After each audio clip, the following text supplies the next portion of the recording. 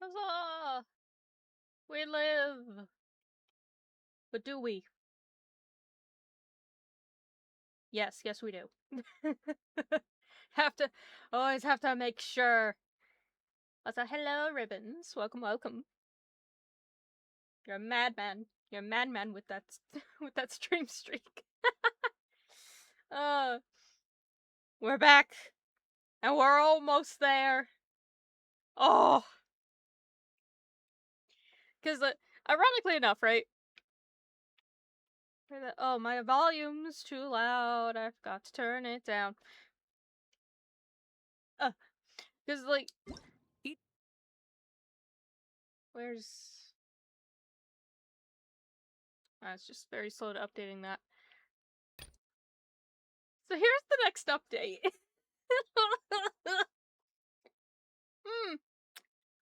Yes.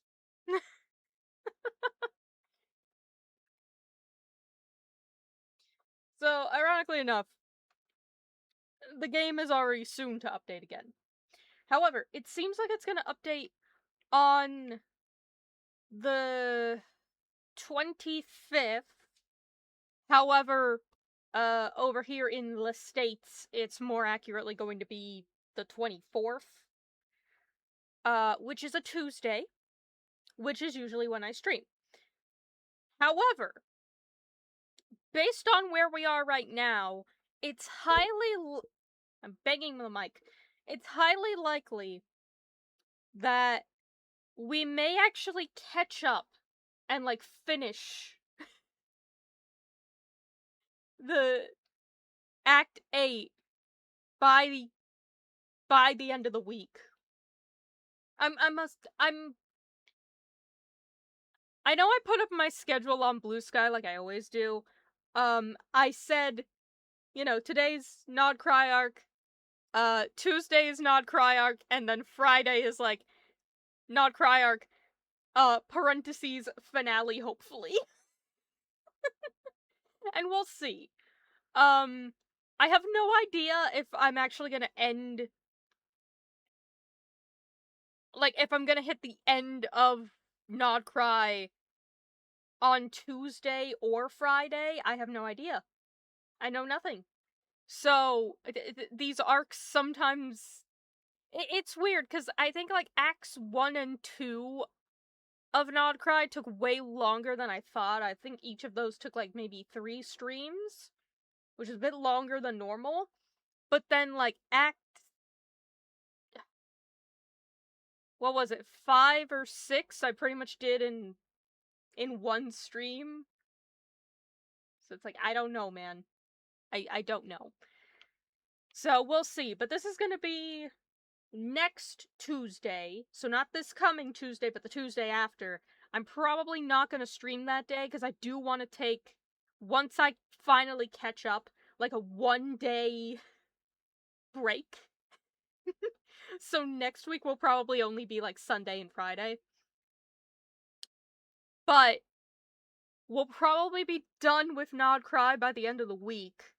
So then next week, I may actually end up doing other things that aren't Genshin. I don't know how I'm gonna live after that. Each day is a new page in my story. I want to savor every scene, every footnote, before I turn to the next one. God, I love him.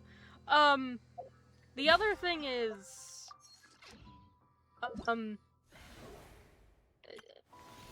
this. Right? The Lantern Rite. There's only 1 week left in terms of the actual event, right? The thing is, I think the Lantern Rite canonically is still there, even if I don't do it during the event time, I want to say? Maybe? I could be wrong. But canonically, this takes place after Act 8. Right? We're currently on Act 7, I want to say, and we'll probably finish that up today. But I know how I kept saying I was going to do the lantern right, and then I kept not doing it. It's because I realized, hey, how this lines up. If I wait, there'll still be enough time for me to do it and, like, get all of the rewards and everything. Because, like, there's a skin for Yao Yao. You get your free 4-star. There's stuff I can put in my house. Look, I can get a horse. What else could you want in life? I could put a horse outside of my house. Isn't that all you could have asked for? It's gonna be fucking humongous. Based on the past ones they've given, but anyway, I could put it at my house. But the thing is that I do want all of the rewards, and I do want to actually enjoy it during the event time and get all of the event stuff. But I wanted to wait until we were just a little bit closer to the end, so that if I do... Because I don't know if they're gonna spoil anything for me when I do it. And again, I'll do it off stream, and I'll record it, and eventually... maybe one day you'll all get to see it if I actually fucking edit shit, but... that's the plan. So for now, we're gonna bust our ass over back to Nod-Krai, and we're going to plan Dotore's murder.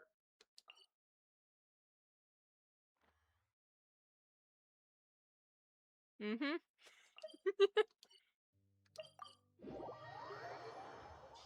But I'm just like, we're almost there! Oh my god, it will actually because again, I assume we'll finish it by the end of the week. I don't know if it's... if it takes longer... because again, I don't know how long it's gonna be. I don't know how long 7's gonna be, and I don't know how long 8 is gonna be by proxy. I think someone mentioned in a previous stream that 7 was really, really long. And given that now we're just starting to, like, jump between all the characters again, I wouldn't put it past that it's gonna be a while. But again, I assume we're gonna end it by Friday. There's a chance it can be quicker than I imagine it is, and then it's by Tuesday, and there's a chance it's even longer, and then we end it on Sunday. Either way, I'm gonna be actually caught up right before the game updates. And that's hilarious to me. It's also hilarious because I thought... I remember, like, at the start, I was, like, measuring it out. And I was like, oh no, we're gonna be finished with Nod-Krai and everything. We're gonna be caught up at, like, the start of March or, like, or something. Buddy, it's the middle of February. We're doing awesome. Thank you. Thank you for the applause. I try my best. But anyway. Oh, that's right. We get to actually meet Alua now.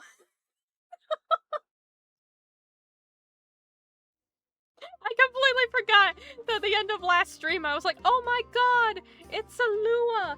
Finally! We get to meet the guy we've been hearing so much about. And then I was like, nah, never mind, and then we dipped.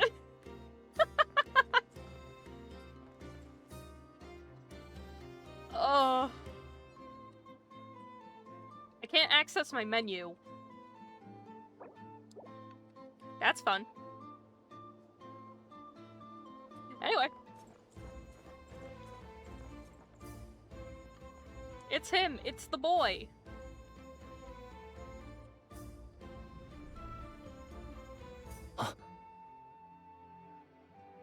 He looks so tired. Ah, Sir Flint. Perfect timing. I just arrived myself. You are most considerate, Master Ilua. But in fact, I know you have been sitting here for quite some time. Don't you just hate it when you've been sitting somewhere for a while and then, like, the person you're waiting for shows up and you don't want to be rude and be like, I've been waiting a good bit for you to show up. So you're just like, oh, yeah, no, I just got here, like, 2 minutes ago, and you've been sitting there for, like, 15 minutes. If you saw me, why didn't you say something? I was curious to see how long you could sit still for. Also, shouldn't you have managed to sense me approaching? Flint, were you just giving him, like, a fucking ADHD test? That would be a first. You always seem to appear out of thin air without making a peep. Oh, also, in completely random news, I have to be very conscious about keeping my left elbow off of the table. I just had to do it right now. I somehow fucked up my elbow. I don't know why, but like yesterday specifically, whenever I put even the slightest amount of pressure, like even if I just touched the end of my left elbow, it hurt. So now I'm like, this entire day, very consciously, have been keeping my left arm off of the desk. Just completely off the desk. And it's so odd, because I mean, I know kind of how I fucked it up. It's just 'cause I put way too much pressure on it all the time. But it's also weird, because, like, I'm holding the controller and I'm like, keep your goddamn elbow off the fucking desk, I swear to God. Also, how many times do I have to tell you not to address me as master? I don't qualify. Too bad, he's gonna do it anyway. I beg to differ.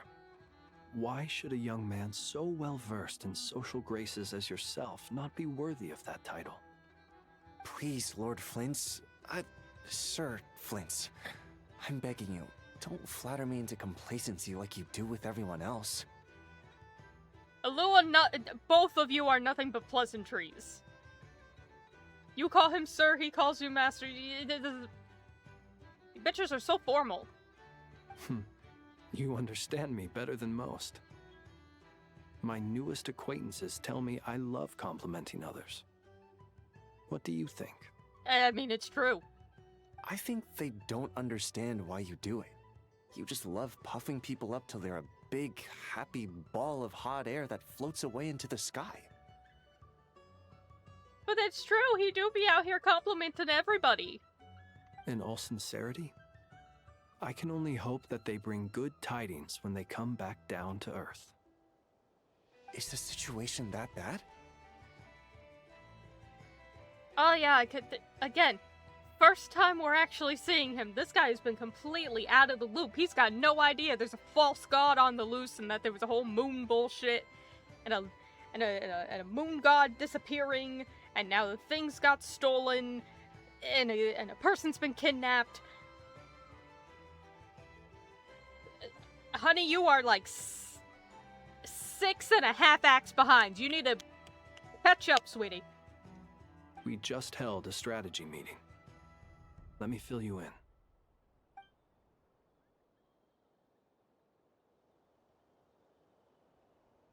In short, we need everyone gone from Pyramida.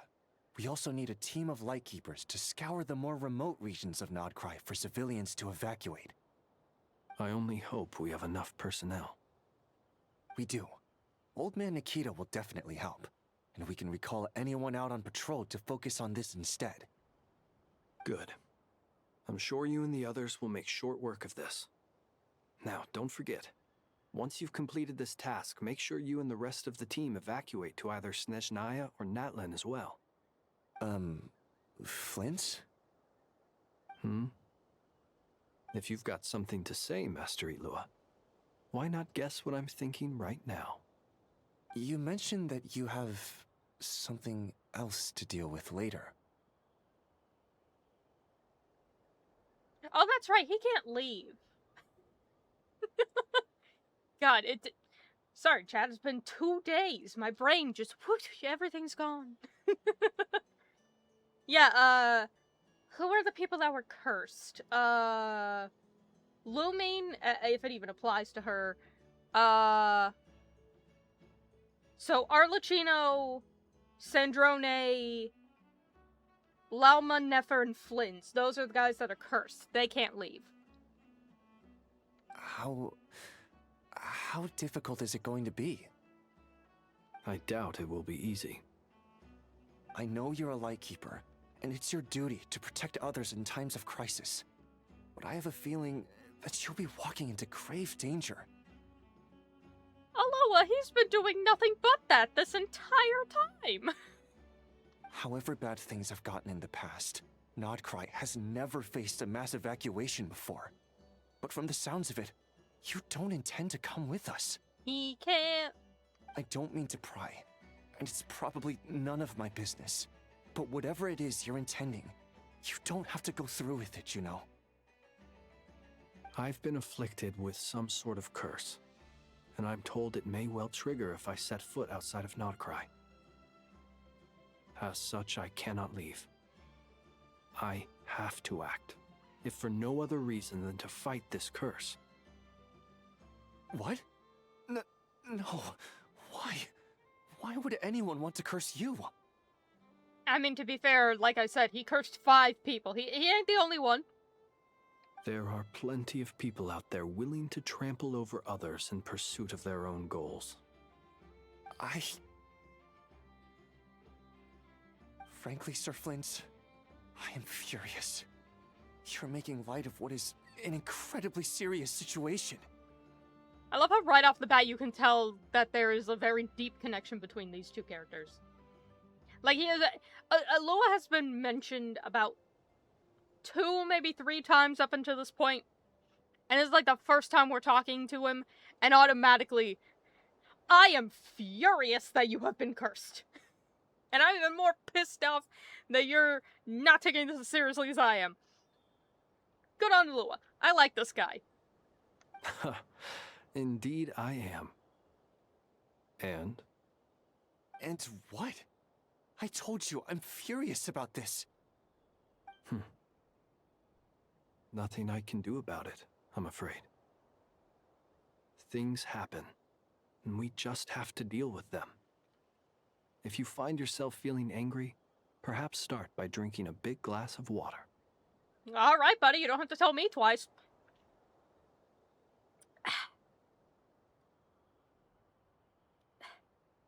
Everybody take your sips. Get that hydration in you, Flynn said so. Hey, you mean you're completely unmoved by my anger? I'm devastated. I mean, to be fair, Alola, I get it. I do. But also, like, there's not much he can do. The fucking Dottore cursed him. It's like, what do you want him to do? Then allow me to express my sincerest regret. Come by the lighthouse sometime. We'll catch ourselves a few fish, have a little barbecue, play some cards, and bask in the sun. That just sounds like a fun day. Maybe I need to spell this out. Lean in a little, Flint. Oh my, this doesn't bode well. Well, he did say he was pissed. Word is that you were caught up in a real horror show recently. People were amazed that you returned safe and sound. They've been debating whether you're even human. Jake's up! We've ratted out, boys. We'll get him next time. I've returned safe and sound from plenty of crises. When you say people, do you mean other people? Or do you just mean you? Fine. I'll be frank. You're not human, are you? He found us out! Shit! Run! Flint, run! Heavens. Now that's a horrifying thought. He's on to us! You know what? Forget it. We'll revisit this once it's all over. You ain't getting out of this conversation. Oh boy. A sound plan. Albeit a little ominous sounding. Just promise me you'll come back in one piece. Alright? Oh. For you, Master Ilua. How could I refuse? Oh, they're cute and I love them. Also, please pass my regards on to our colleagues. Tell them, thank you all for your assistance. Please put safety first as you proceed with the operation. Yep, Columbina time.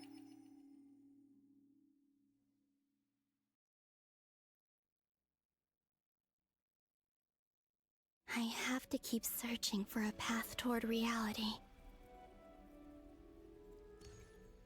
Also, I finally went through all of my recording files, today. And let me tell you, the amount of just loading screens that I had to clip from all of my recordings. I love that Genshin is, like, shifting up even the loading screens, especially here in Nod-Krai. Like, oh, a bot. My favorite. Get banned. Alright, thank you, goodbye. Anyway, they've been murdered. Anywho. But it's like there was a little Columbina icon, there was a little Durin icon. When Dottore showed up and we were put into the box, it said saving with like a little notepad. And like, now, that little flower falling onto the water is like, we're gonna go see Columbina. And then that that flower falls into the water, and that's when we go back to somebody else.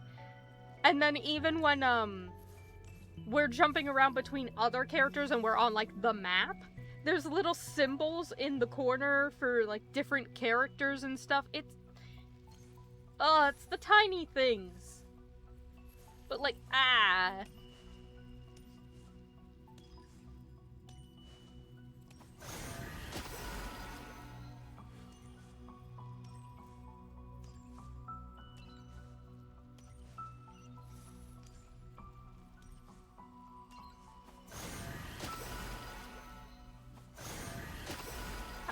I missed.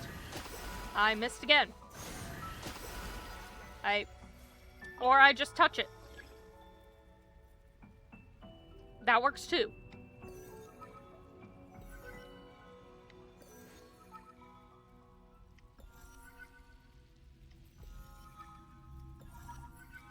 Something about this sound effect specifically, like the specific sound effect of her collecting these little feathers, reminds me of Nier Automata. Automata. I don't know how you say it. This should do it. I say automata. The last 2 times I tried to influence reality in this space, it consumed a lot of Kuvaki. I'll try and be more careful this time. I need to leave key clues behind using less power. I hope everyone still remembers what I said on Moon Prayer Night.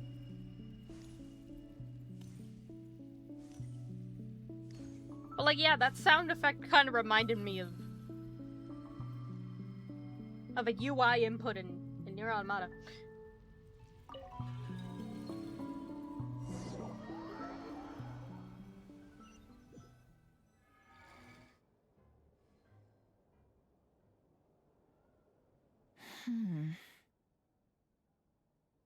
Indeed.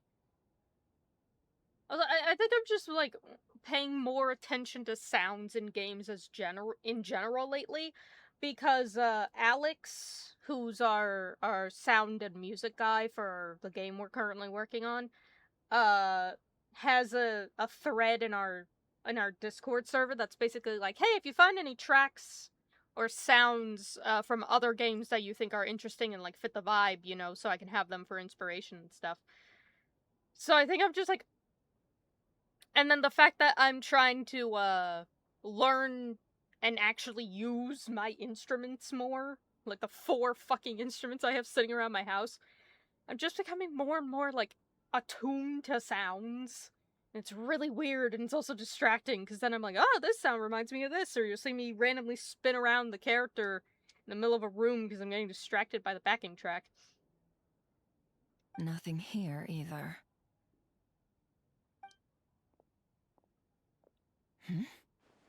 Flints? Ah, Miss Nefer. What are you doing here? Unless... I just spoke with Itlua about arrangements for the search and came for a walk nearby. As for you, why would... It appears we think along similar lines, and neither of us likes to accept things at face value. As well as figuring out how to gather intel on the Traveler, I wanted to confirm some of my own suspicions. Also, we'll need to bring a lot of force to bear against Ettore, even if we're only looking to rescue the Traveler. We can't leave anything to chance. You don't think Columbina perished either, do you? I'm merely considering the possibility that she survived, just as you are. How much can we really know about a deity like her anyway? To be fair, you didn't know much in the first place, so... Do you remember what she said on Moon Prayer Night? About using moonlight to send messages to us? Of course. I think that's why we're both here. Where have you checked so far? I've been focusing on the outdoors. Anywhere the moonlight shines. I checked most of Nasha Town, but didn't find anything. I checked the Curatorium of Secrets, and a few rooms where I thought I might find some leads. But no luck here either. The only places I haven't looked yet are the rooms in the flagship. Oh no, are they gonna bust in my room? Oh no, they'll find my 4 giant platters of bread and sausages! But process of elimination isn't the only thing that brought me here. Oh, really? What's your other reason? Also, every once in a while, like, when I bring up the bread and sausages, my brain almost says eggs and sausages, because that's the usual combo. But also, I've mentioned in the stream before that I like to watch a lot of Dank Pods, because I just like his content. But every once in a while, something will, like, fly off screen, and he has, like, I don't know, I think they're, like, little Lego eggs and sausages or something, and they'll get whacked, and then he'll go, "My eggs and sausages!" And I'm... So every time I think about the bread and sausages, it's a place in my brain. And I'm like, no, it's bread. It's not eggs. You fool. After all that build-up, our mystery ally never showed up even once. Oh, was the mystery ally the Kuvaki on the manila envelopes? Is that what it was? I thought they were referring to Riku. I thought it was like Riku got invited. Because they straight up said he came on the boat with Durin and Albedo. Right? So he's been here for a while. He was just never part of the group. And then I remember someone else having mentioned at some point, like, inviting another person that didn't... So I was like, oh, maybe it's that, and then he showed up later. I guess they were talking about the little, like, oh, the manila envelopes that got selected with the Kuvaki power, and whoever did that just never showed up. I don't know. Yeah, that shit. The random noise that I was like, huh? What's that? And then the game moved on, and I was like, okay. Huh? Am I imagining things?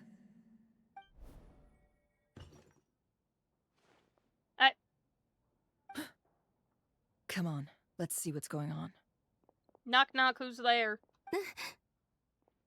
It's Columbina, and I think she broke something. Oh no. I knocked over a vase as soon as I came in. It must have been caused by a Kuvaki fluctuation when I entered the space. Although, it seems like I'm not about to be pulled away this time. It looks like as long as I'm careful with my actions, it doesn't count as influencing reality. Yeah, okay. Oh no, I broke this vase. Well, at least I didn't mess with reality or anything. Wait a minute.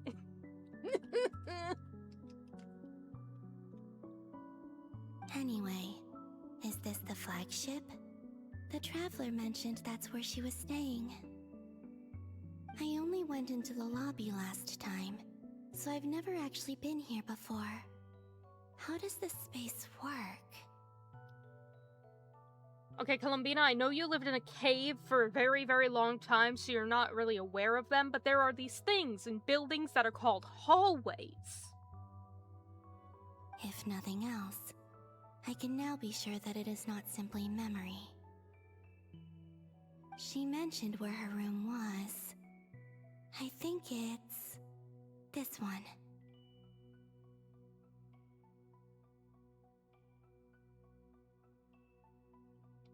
I mean, to be fair, Columbina, process of elimination, I think there's only 3 rooms in this hallway at max.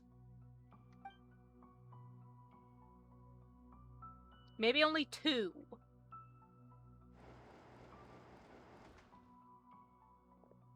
Actually, I think it may only be 2. The door is closed. But if this is anything like when I disappeared, then maybe...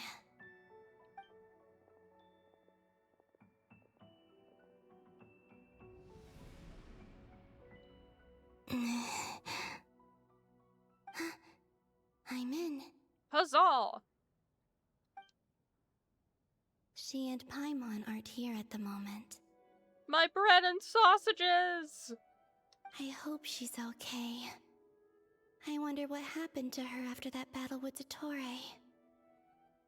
Oh, honey, he's just ranting.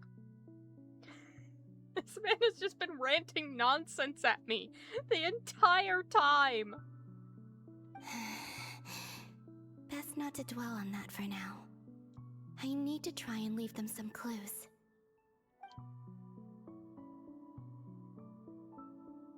Please, Traveler.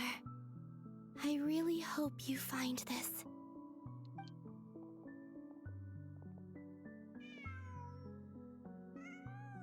Hello, creature. Huh. Just a cat. Nothing else here strikes me as noteworthy. No, friends! Didn't you stay here for a couple of nights once? Friends, please. Before Rarir showed himself, yes. It's also where the Traveler and I first met. Yeah, we bumped into each other in the hallway, and then he started talking about graveyard shit, and I was like, oh man, I like this guy. And I still like this guy. Did you notice anything unusual during your stay? I remember thinking how much noisier the flagship is at night compared to the graveyard. Other than that, no. The Traveler and Paimon were most congenial neighbors. This is where they've been staying, yes? Over here? Is everybody just gonna bust into my room? That's right.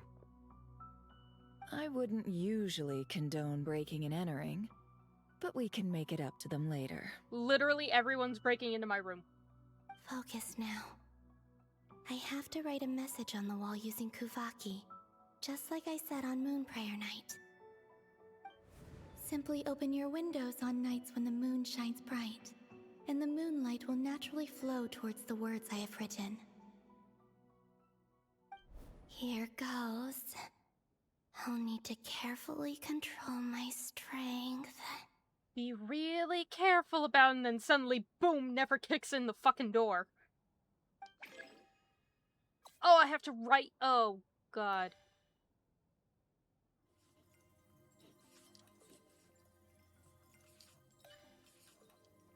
It's just like fishing.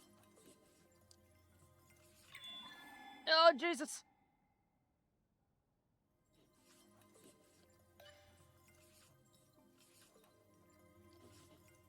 Just pretend you're fishing. Eh.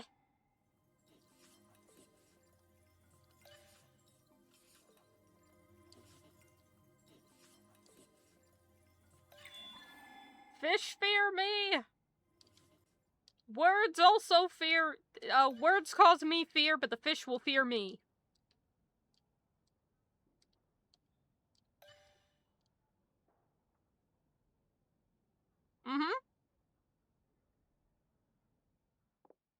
Whatever that says. There's a noise outside the door. Is she back?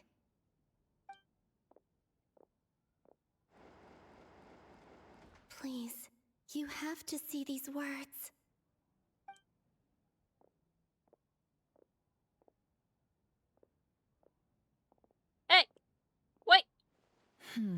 What happened to my bread and sausages? Now they're just gone!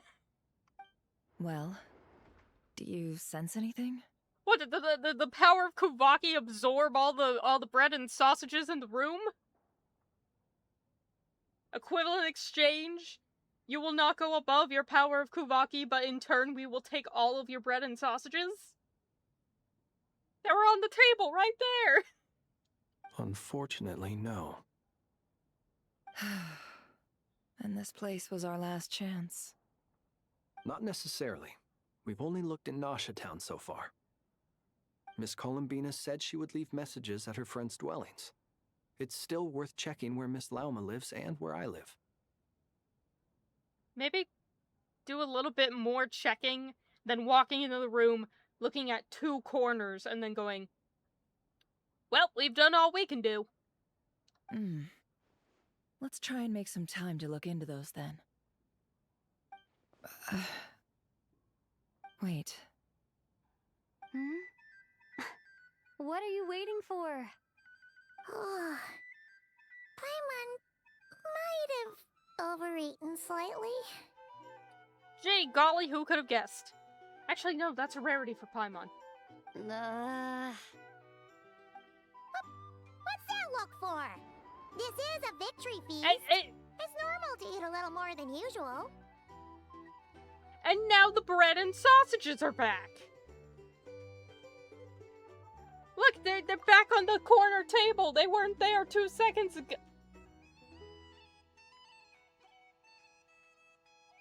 The biggest mystery in this town is the constantly spawning plates. What the...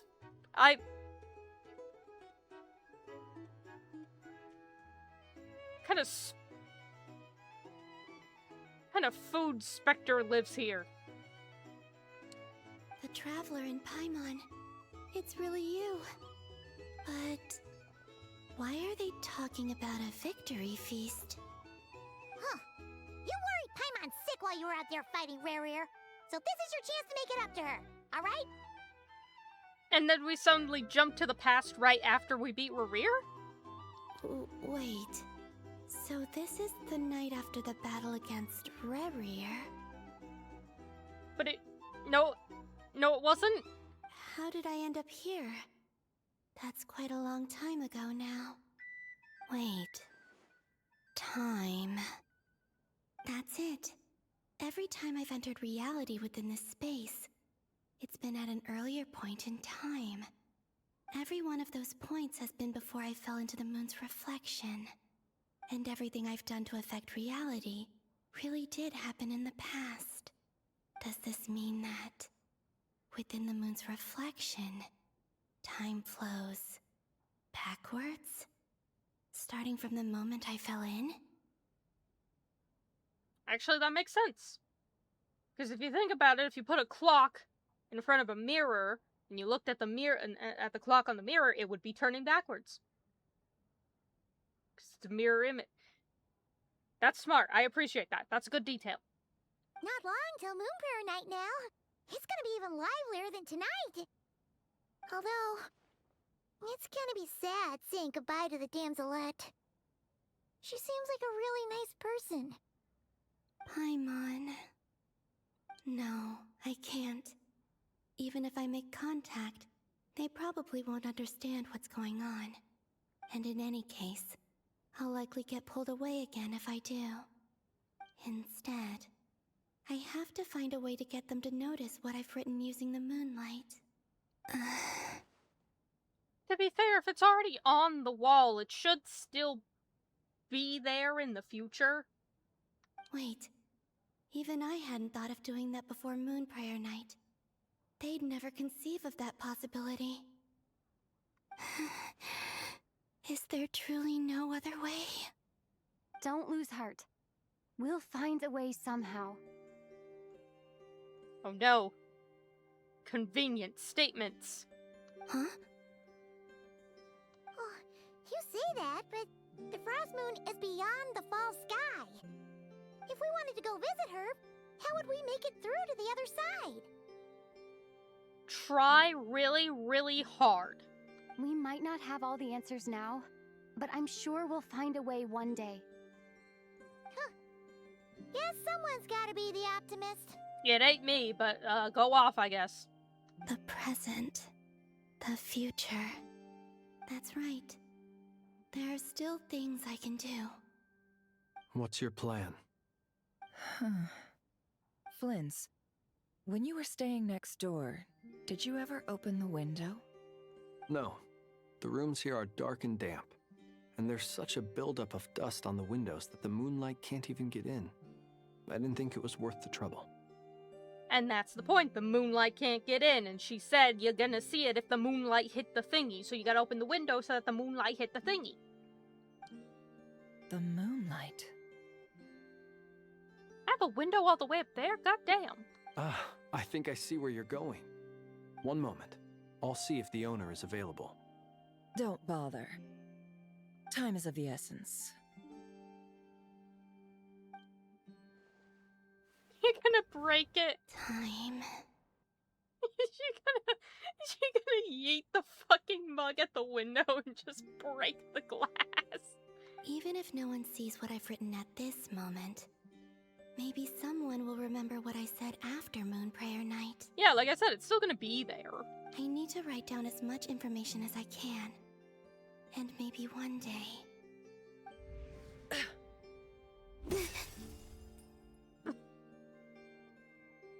You know, I was kind of half joking about that. But as we all recall, I'm not allowed to make jokes. Huh? What's up with you? You can't even hold your cup steady. Are you getting tired?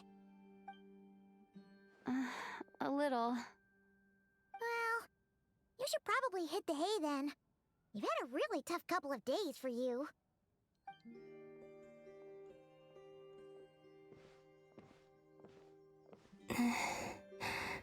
You truly have. You helped defeat Rerir, helped me reclaim my name, and you helped the others organize Moon Prayer Night. Wherever you are right now, I'm sure you're still fighting against the injustices of fate. Oh, honey, you got no idea. This is all I can leave for them. How I wish I could stay here. But it's time for me to go. I hope to see you again in the next time. And if the opportunity presents itself. I will surely return to your side. Huh. By God, she wrote a lot. That's more than what I put up there. Alright. Columbina. She's alive. God, oh, he wasn't joking when he said that was dusty. Jesus Christ, look at this place. Like, I know you see some dust particles when the light filters in, but like it's just like spawning in. God. God. Not only that, but she's left us an entire wall's worth of clues. She even wrote down what would happen on Moon Prayer Night. It's just a shame we found it too late. I am here. Time in this place flows backwards. I am constantly moving forward. It sounds like she's found a way to influence the past using Kuvaki. But her future is our past. So, these words have been here ever since we defeated the Ray Hero Solnari. We just never discovered them. Oh god damn it, I got one of these half-warm, half-cool lights in this room too. Oh, fuck. No wonder Lumine was never able to get any sleep the first night. This shit was sitting right next to her. Ugh. Which came first, the chicken or the egg? Do you ever mull over questions like that? Not that one particularly. I'm just like, I am where I am, and I'm trying. Only when I'm in a good mood and at leisure. Did you? No, not yet. Not yet.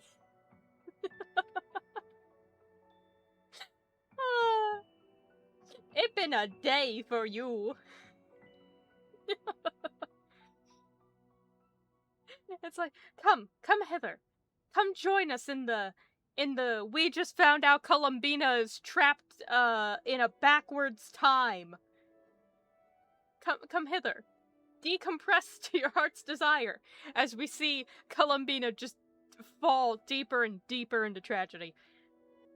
Well, I never do. Everything that has happened already belongs to the realm of fact. Yeah. As a business person, and especially an intel broker, what I do is extrapolate from those facts to try and read the future. An admirable philosophy. It's a means of survival. Let's go. We have a wall's worth of clues to share with the others. We also have a broken window to pay for. Again, I'm not allowed to make jokes.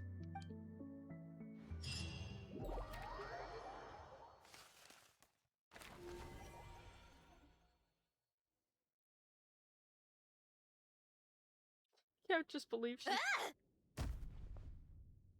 Damn, I can't believe Nefer just yeeted a fucking bug at the window. But goddamn. Alright, righteous anger. It appears that the doctor's energy signature has changed to something similar to Kuvaki, but not like the Kuvaki we're used to. This motherfucker is doing shit. This bitch. Nod-Krai's Kuvaki devices will only have a limited effect on it. I can see why you've chosen to place your hopes in alchemy instead. Also, I must say these books are rather profound. My subordinates just shipped them in from Fontaine. Some of them are from the Narcissenkreuz Ordo. Some are incident reports from Petrichor, and then there's a few test reports for these junk machines. Additionally, after some further scanning, I've discovered something extremely annoying. What's that? Tevat's skies contain multiple moons. A long time ago, when I did my first scan, I detected 3. Just as the legends say. And what, now there's another one? But when I checked again just now, I detected 4 moons. What did I just say about I'm not allowed to make jokes? I was like, oh, and what, now there's 4? Yes. God. Someone stop me. I must be stopped. So there's 1 extra? I mean, I know the man said I'm going to create a false moon. Like, I'm gonna make my own artificial moon, but, like, I didn't think he'd also hang it up in the sky like a fucking ornament. Yeah. Originally, I thought that if I could still find 3 moons, that would at least mean Columbina's still alive. But then it occurred to me that apart from the frost moon, Tevat's moons are just husks. And husks surely shouldn't show up in the scan, since they're not alive. Technically, they're just shattered, is the thing. So, like, you have the frost moon, which is still intact, and then the eternal moon and the iridescent moon are still there, they're just broken. It's weird, isn't it? If we can't even distinguish between a dead and a living moon, how are we supposed to know whether a moon goddess is still alive? I mean, yeah, that's fair. I'm more concerned about the sudden appearance of a 4th moon. Or does this mean that the moon marrows are equivalent to the moons themselves? I mean, they have been up until this point. It's certainly possible. In which case, the 4th moon you detected may be Dottore artificial creation. So he wasn't bluffing. He really built his own moon marrow. Ugh, I'm so mad right now. Oh, you and me both. It's easy to get overwhelmed when you have too much on your plate. Maybe you need to relax. Perhaps try going for a walk. Or simply take a few deep breaths. Nothing can calm me down at a time like this. I need more time, and I need progress. Oh. Butterfly upgrade coming in clutch. It's Mr. Flynn's. I really hate that ringing tone. Ugh. First the 4 Orthants of the Narcissenkreuz, then Moon Marrows. Now what?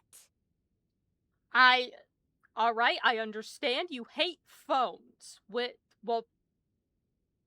I mean, I also hate notification noises, hence why my phone is on Do Not Disturb 24/7. But like, goddamn, honey, just ask Nicole if you can change the ringtone. Oh, sorry if we're disturbing you. Might I ask what's troubling you? What do you want? We're busy. Are you still at the Curatorium of Secrets? Yeah. Look, everyone else is still out, so there's no hurry. Plus, I'm busy, so I would appreciate if you gave me some space. Even though we have crucial intel to share? Fine, I'm listening. Do you intend to share it via the Dodo communication device? Ordinarily, I would, but this is a unique situation. I think it's best that we discuss it in person. See you at the Curatorium. Then why did you bother to call? All right then. So, what's the situation? No, seriously, why did they bother to call? This is Nefer's place. This is her business. She shouldn't have to be like, oh, I'm gonna come back there and meet up with you guys and I'm gonna give you the info. She can just bust in the door and be like, I have information, listen to me now. The rest of the team is still out working on their missions and evacuations, but we've decided to fill you in on the most crucial information first. Sandrone, you were right. Columbina is most likely still alive. That's the best news we've received in a while. By a long way. The moon works backwards. Random locations. Appearing in reverse order? Are you serious? So not dying isn't enough for the moon goddess, huh? She has to show off too. Anyway, does this mean we can deduce her condition from the moon marrows? Miss Androne, there's nothing wrong with simply admitting that you're happy to hear the good news. She's glad her bestie's alive. I'm not. And she's the least of our problems. We're facing a huge crisis. If she can't control the flow of time in there, she's just gonna keep moving backwards. Different points in time won't intersect, and she'll never find a way out. Let's say life begins with a drop of water. When did time begin? The moment this planet came into being? No, that's not right. Her final destination would be the moment at which the space she is in was created. But it doesn't seem like we can influence that space from the outside world. So how can we help her? I mean, to be fair, she's also moving back really quick, I would assume. Because we're guessing that all of this has been, like, maybe a day or two. She's already far back to the point of, like, night after beating Reverie. Also, if she's alive, Rerir and Thalindis might be too. But as far as we know, neither of them have come back out. That space may not have an exit at all. Hey, chat, you remember what I said about if she ran into either of them, it would be really awkward? I'm just saying, if there's a chance. I'm afraid I must concur with Miss Nefer in this.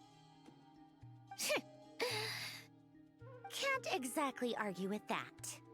Let's leave it there for now. I've taken notes on everything you said. Will it help with your research? I doubt it's gonna help with breaking Dotori's energy fields. But who knows when it might come in handy. Better to have it all written down than try to remember everything when I need it. You know, I really need to live by that, and then I do, and then I write everything on sticky notes, and then the sticky notes get piled on top of each other, and then, like, the sticky note that I need the most is covered up by another sticky note. So yes, I did write it down, but I can't see the sticky note because another sticky note's on it, so then I forget to do it.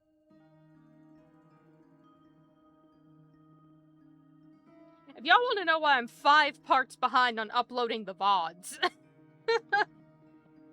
Alright, I need to get back to my research. Mr. Albedo has made a lot of suggestions that will require my undivided attention. Sure, I'll stay here. I have things to work on. And also, it's your place.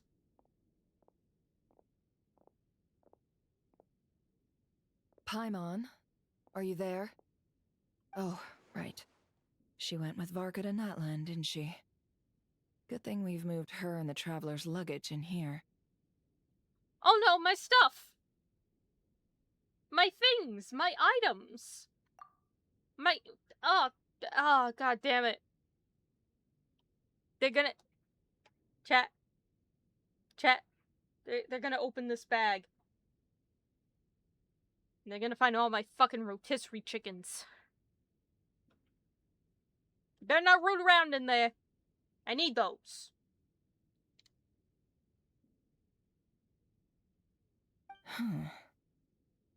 Speaking of the Traveler, where could they be? Oh, sweetie, I don't even... I don't know. That man took me to the hot dog place, and then he took me to the void, and then he put me in the sky, and then I fell down to the ocean. I don't even know anymore. There's a note. From Paimon. Paimon here. Not in at the moment, but if anyone needs to borrow her stuff or the Travelers, go ahead and help yourself. Paimon won't be mad. Paimon, you're giving them free access to the rotisserie chickens! How could you? Without my explicit permission? I have a cake in there somewhere. I know I do. All my birthday cakes are in that backpack. How dare you? You're giving people free access to rotisserie chicken and cake. Not in my house. You revoke that message right there. Or you add a PS on the bottom that says, don't touch those. Also, Traveler, if you get back before Paimon, make sure to get some rest. Paimon misses you a lot, but put your health first, alright? You don't have to tell me twice, Paimon. How sweet. Well, since you offered, Paimon, don't mind if I do. Never. Never, you stay away from those chickens. This is the Traveler and Paimon's luggage. All the items they use day to day are here. He rummages through it, finds like a fucking, like a random 5-star catalyst I don't use. Just like shoved in a back pocket. It's well organized. I wonder which of them is responsible for that. What do we have here? Oh! Cuteness, that's what we have. That's a pocket full of cuteness. God, that's adorable.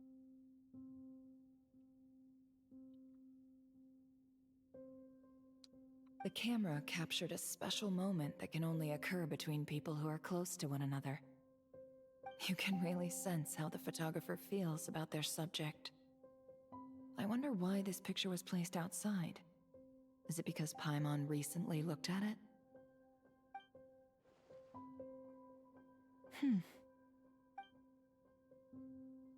She's going through all my stuff. There's also a Thick Adventurer handbook in here, a record of travelers' achievements and memories in Tibet. There are so many, like, low bookmark tabs and shit. That thing is thick. This must belong to the Traveler. Perfect. I'll use this. That is a thick book. Hang in there. We'll find you.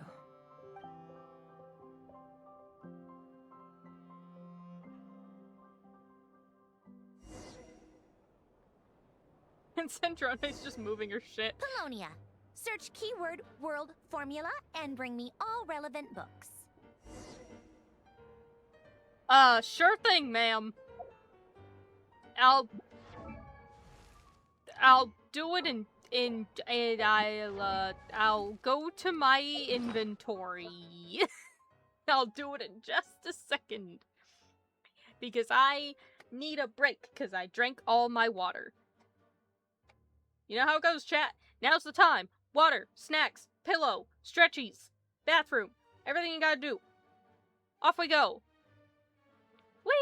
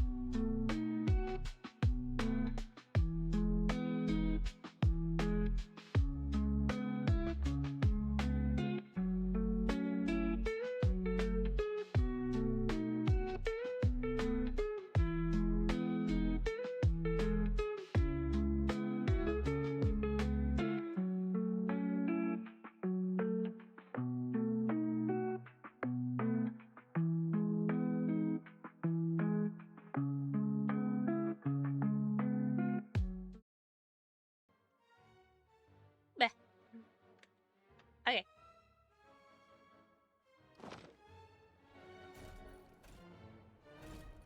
I get to be the big boy.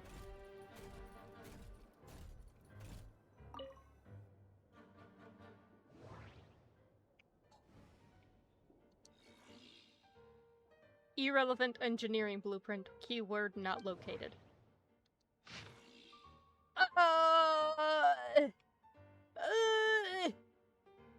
Though it's a shame we'll have to miss it, I was looking forward to Coppelius's new work. Ever since he was a child, he's always been incredibly talented. Out of consideration for everyone's safety, it has been decided that the institute shall close. Driven by the energy and vigor of youth, the young ones are clamoring to go out and do battle. I hope someday they will understand the importance of prioritizing post-disaster reconstruction over marching off to die. Take that statement and give it to Kachina and like every other child in Natlan.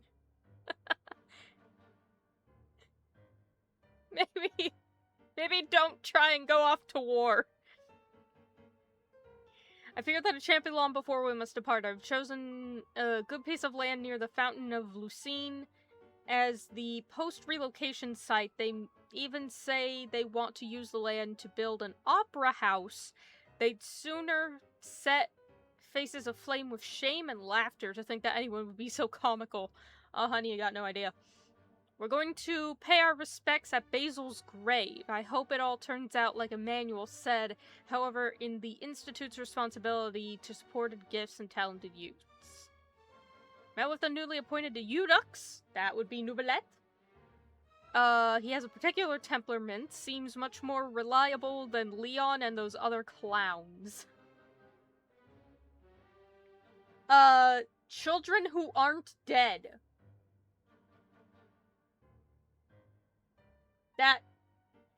That's what there would be. If all goes well, it has the potential to completely revolutionize our understanding of clockwork mecha. The proposed methodology and plan are reliable. The results, the early phase has been satisfactory. Will increase our investment. Carter's leave request has been increasing in frequency. Better have someone keep an eye on him. He may be having financial difficulties. Not like it's possible for it to be a family matter. After some consideration, I've decided to enroll them and temporarily assign them to the same lab. However, I'm concerned about the impact of their joining after Elaine on the mental state of others. Must keep careful watch. Still unconscious during the visit, so couldn't speak. Decided to take a blood sample and see if there's a cure or a way to mitigate it. Although the proposed research plan is expected to face challenges in obtaining recognition, I believe it holds significant practical value, so it justifies approval. Toxins remain in the soil and water and have not yet been fully neutralized. The water is producing deformed oceanids. In a way, this could be a reflection of previous events. I had only just learned that these are Carl's adopted children. It's a shame the Nod-Krai Institute no longer exists. This could be the biggest breakthrough in a century. It will change all of society. Its support mentioned abnormal movements. I'll have to find a chance to talk to Emmanuel about it. Okay, that has some shit to do with, because the thing is, Sandrone did show us, like, I don't know if she actually showed us a photo or we just saw a photo as a player of what is effectively the orphanage for young, talented children. And there were the two people she talked about in there, but there were also two other kids that weren't mentioned by name who had, like, yellowish-brownish hair, if I recall, and blue eyes, which she has. So one of them could have been her, which is probably how she knows these people. She may also be one of those I'm older than you think I am type people. I don't know. Interesting. Thank you for the random Fontaine lore, though. Oh, you're lucky these are short paragraphs. Oh, well, I didn't even read the title of the last one. This is Elaine. That's the guy who did the mechs and shit. My assigned assignment doesn't seem very reliable. Unlikely that the power sources of the war machines can be used at the moment. Core is far too dangerous. I'll get them to seek out other such mysterious machines. No progress worth reporting today. Went out with Anne, or on, under my adoptive father's watchful eye to seek inspiration at sites where battles took place. Ran into Renee and Jacob. The assistant doesn't seem reliable. Caused some accidents. Just another obstacle to overcome. This kind of machine seems to take arbitrary external forms. Quite interesting. Research will focus on power source. Researched prime energy machines, or prim energy. Assistant took the day off, asked on for help, recommended Renee and Jacob to the director of the institute. Researched the machines. Assistant took a day off, asked on for help, suggested she join the institute, but she wasn't interested. Alternatively, Anne or On here could also be Sandrone. Assistant still isn't back. I'll go pay a visit. Found Renee and Jacob's adopted father with my own adoptive father's help. The energy machines have arrived. Should be able to make progress now. Assistant seems to be in good spirits. Probably just a minor illness. Sir? Research some machines. They joined the Institute. They've been assigned to my project. Field research today. Interesting machine statue. Research machines. Research machines. My adoptive father visited, but I was too busy to host him. Aunt scolded me. I'll remember to apologize next time I see him. Researched. Assistant took the day off. On the threshold of a major breakthrough, assistant took the day off. Too busy to visit. Aunt scolded me. I'll go tomorrow. On the threshold of a major breakthrough, forgot about the visit. I'm sorry. Will invite everyone to go with me. Took the day off. Assistant took the day off. Went to visit. An idea, a virtual network based on a vast quantity of thinking units instead of logic trees. Cameras, question mark. Researched machines. Assistant took the day off. Research machines. Research machines. Renee and Jacob went to begin conducting their own research today. Assistant took the day off. A breakthrough. Patent application progress is too annoying. Forget it. Fair, but also that'll fuck you over later, buddy. Assistant's condition seems alright. Still a little worried. Considering the gap in medical technology, advised assistant to go to Sumeru. Took the day off, researching machine, kinematics?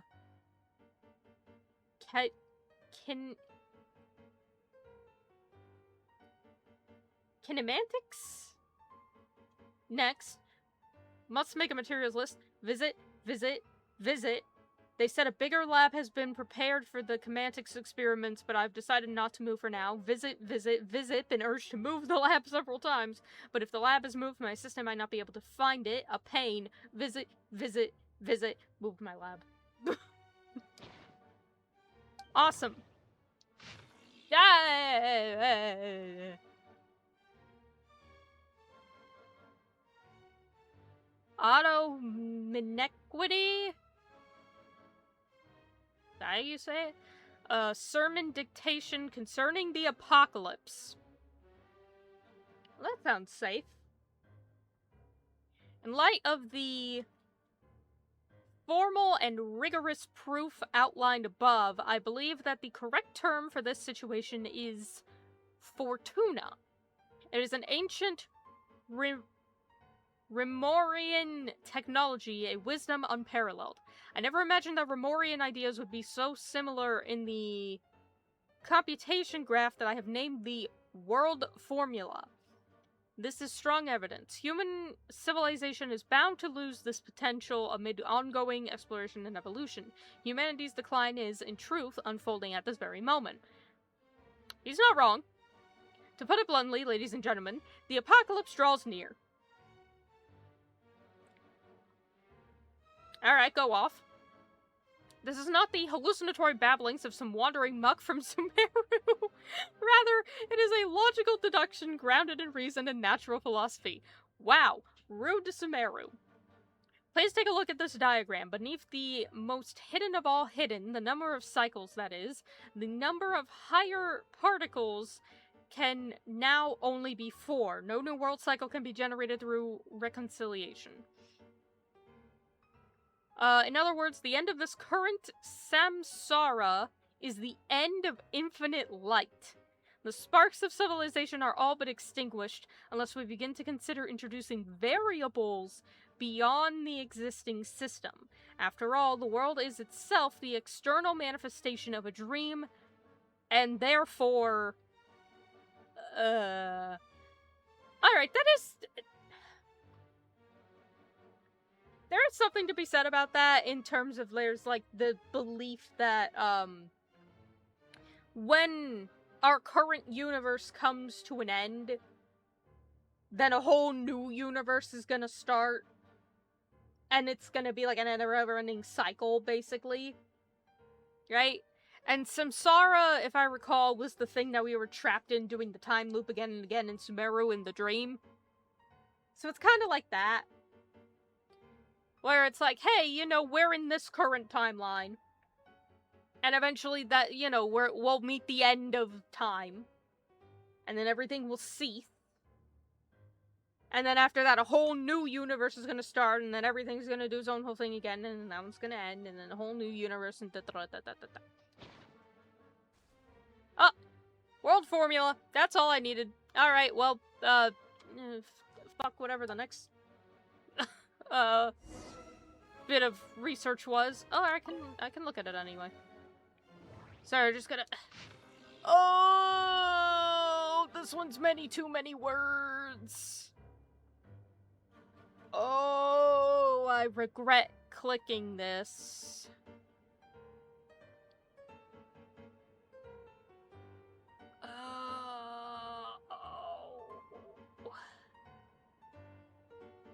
You know, a lot of this is just Fontaine lore, which I appreciate. However, it says take the day off. Carter, whatever. Elaine came to visit, so this is the assistant.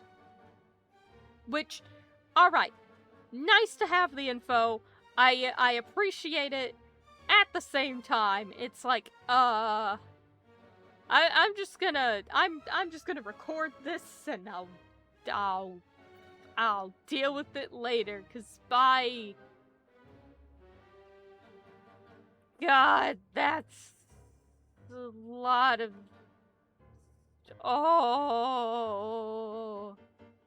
Although it keeps saying Elaine's sister, and then it mentions Elaine, Renee, and Jacob, so I presume Anne or On, whatever her name is the sister.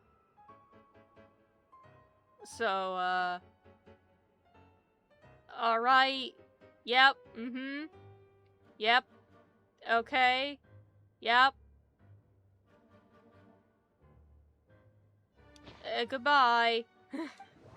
I'll deal with it later. I don't want to read anymore. I just want to be a good boy and get and give her the book.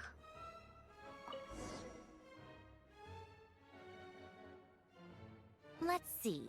This one is on Tonki's sermon dictation concerning the apocalypse.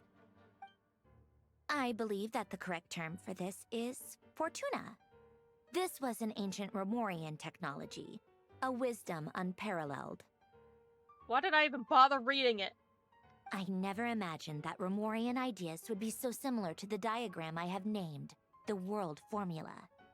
This is strong evidence that human civilization should gradually shed possibilities as it continues to explore and evolve. The end of humankind may well be upon us right now. The sparks of civilization shall run out, unless we consider introducing variables from outside the system. Variables. Surely that can only mean one thing. Oh yeah, the Descenders. Descenders? Yeah, they are the variable. Dottore likely captured the Traveler because of her Descender status. But the Three Moons' authority comes from the world itself. Why would Dottore need anything beyond that? Where does this variable factor in? The world formula calculates the fate of an entire world. Introducing a variable would therefore give us...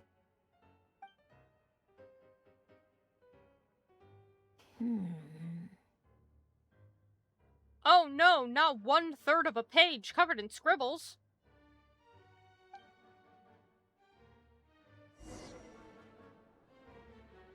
Polonia, search keyword pathway and bring me all relevant books.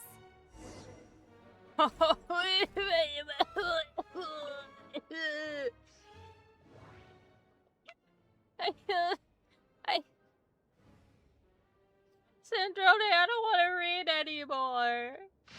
Oh. Oh, God. Oh, there's so many words. Ugh. The funky transmutation circle. Oh, words. I'll deal with it later.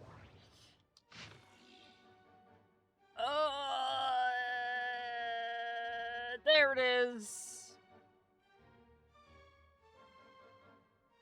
Okay, I'll read this one. Because she didn't read the whole thing. And then I'll just skim through the other ones. If I skim through them, I mean I'll record them and then I'll read them later. I don't want it. Fundamentally, when the ancient orders designated as marriage was in essence an interpenetration of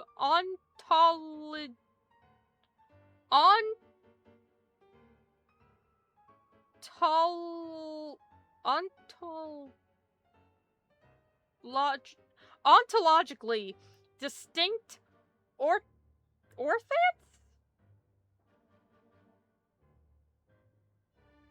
Honey, I'm one sentence in. You can't do this to me.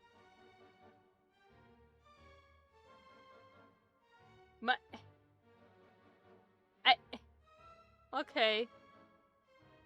As you can see, it is a magic set in motion by the 3 particles above the kingdom, yet its metaphysical origin lies in the emanations of the 4th particles beneath the firmament. The alchemists of Conria are prone to disregard metaphysical sentiment and effect, pursuing instead the gold of the ignorant within the material world. Rhine-daughter gold. It is for this reason that their crude inquiry cannot be compared to the great undertaking we are to achieve today, one that is founded upon ancient Rumerian-style theory. 3 pertains to appearance, while 4 pertains to the intrinsic. 7 obtained through their overlap constitute the number of paths for vertical transcendence.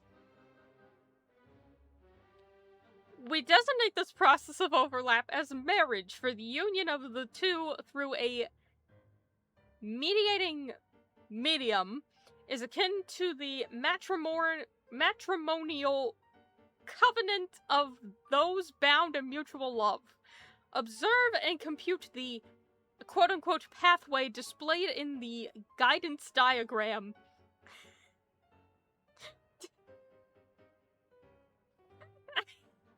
I'm sorry, it's so... I'm understanding so little of it that it's funny to me. Deconstructing and reversing its effects could generate potential ideas. Nevertheless, there is one thing everyone must keep in mind. Solve the first half of the equation, leave the second unattacked. But then you have all in the clear light, and some, though not all, in the dark. This is not because they possess any sanctity that renders them untouchable, but because they offer no benefit whatsoever to the quote-unquote world formula. Only mediocre minds, foolish beyond a certain measure, would actively seek to trespass upon prohibitions because in the eyes of the ignorant, taboo and precious are semantically identical. They fail to recognize that, in most cases, taboo, like convention, lacks merit for deeper inquiry. Take heed that we speak of is the act of overlaying your dream upon the dream of gods. For overlaying your law, your will, and the starry sky upon ineffable sacrifices and despair, we will not speak of following emanations to achieve ascension to the rank of gods. This is a base dream doomed to perish within an eggshell. What I aim to teach you all is the principle of transcendence, the infinite expanse, and the innumerable stars within it. You too must act in this manner, unbound by any constraint. To choose division for the sake of convergence is the necessary path of marriage. At its core, magic is the science and art of affecting change according to the consciousness. Marriage is the instrument through which the art is realized. It is neither the subject that creates art nor the object that the art is created upon. The subject is always and can only ever be consciousness itself. The one who is free from the weakness of consciousness bows neither to the gods nor death.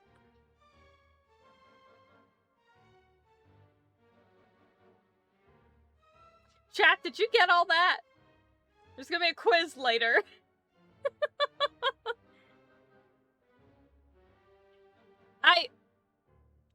Did Dottore write this? Because it sounds like that pompous, stupid, I'm gonna say shit.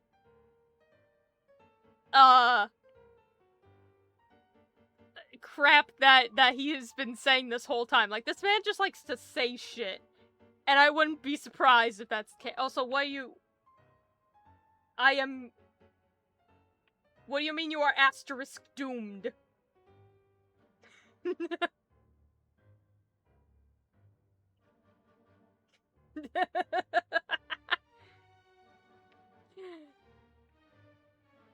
Ugh. Is there a quiz later? Exactly. You gotta keep up with this shit.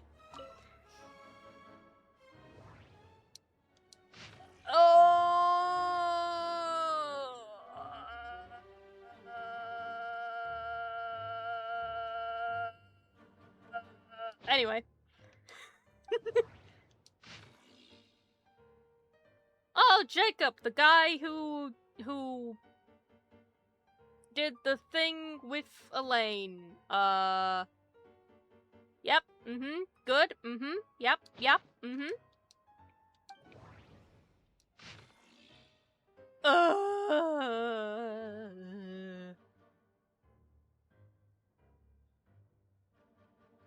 By God, there is information.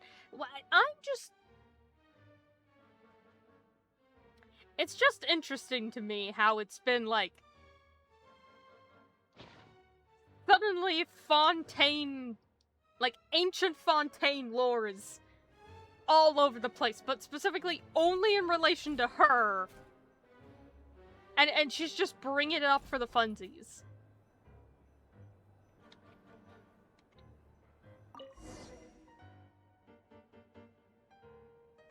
Otonki Sermon Dictation.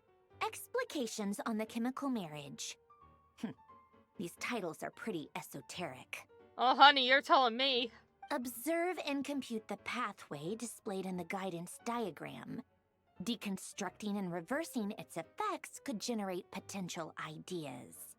So, it's one of Renee's draft lectures. Deconstructing the pathway. I suppose that could lead to a breakthrough. Oh, so this is Renee. Was Renee the kid with the purple hair who turned himself into the monster, if I recall correctly? And I said, like, I didn't quite understand the conversation that she had with me about that. And I got really lost, but at the very end I was like, is this supposed to be some sort of, like,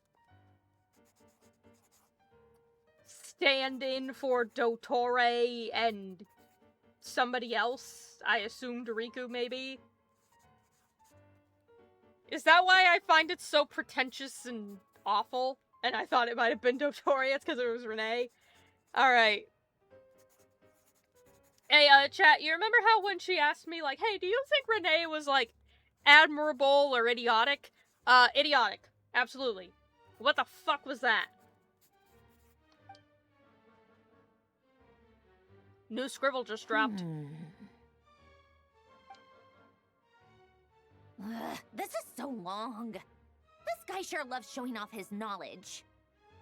Yeah, definitely a stand-in for Dottore. It sounds pretentious and holier than thou enough, exactly. Well, that's also why, because again, I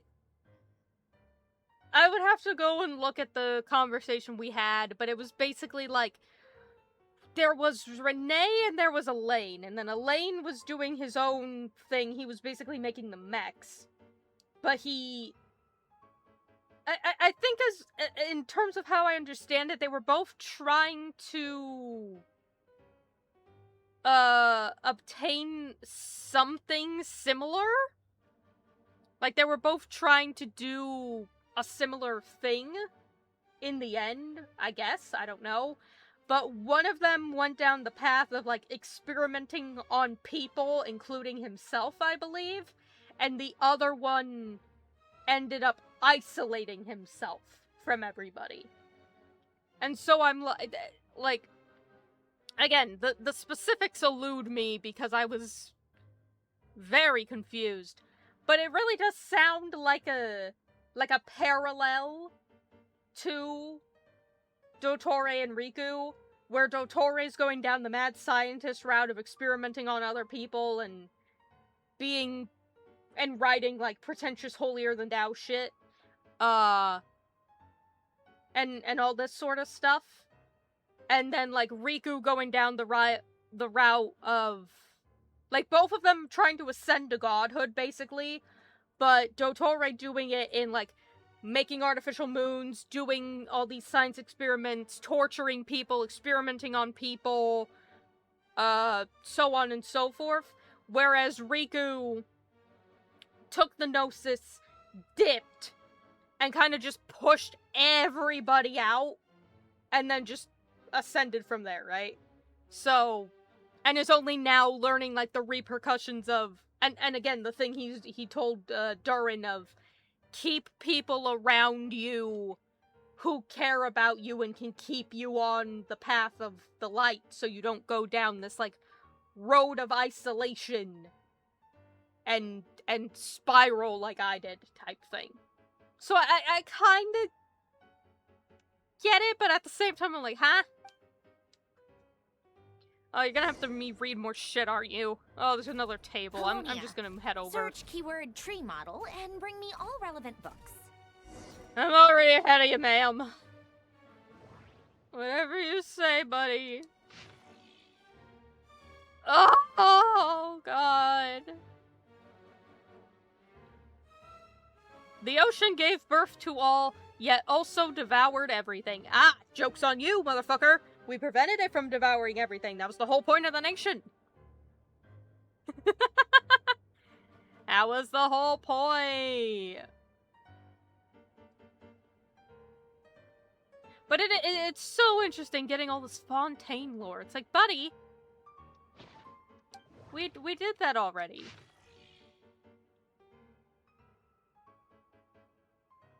The guy in his later years. Cool. Great. Awesome. Happy for him. You know, glad he did shit. Yeah.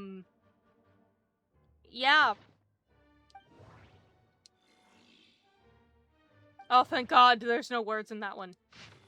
Oh, oh God. Oh.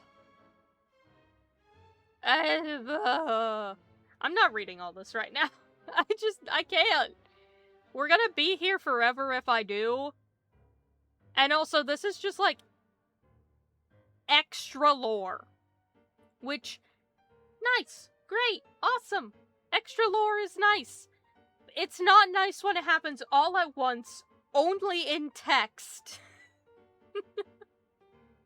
And it's just... I'm sorry, I see utterly preposterous, the doctor muttered, but did not refute the statement. I'm like, I'm sorry, are we referring to the same doctor, or... No, I don't think so. Alright. There was a chance. Okay, guess what, chat? We have to read again. Chapter 6? Yeah, throw me in Chapter 6 of Detective Herlock? How could you? So the story ends like this. Herlock sat down and lit his pipe, but the rest of us, whether it was Agent Gina, Miss...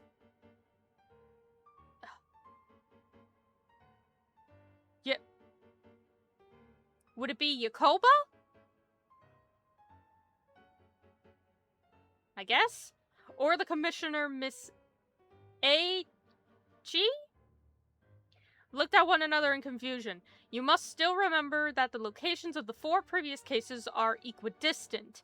There was a symmetrical pattern between time, space, and even the first letters of the 4 victims' names, Herlock said.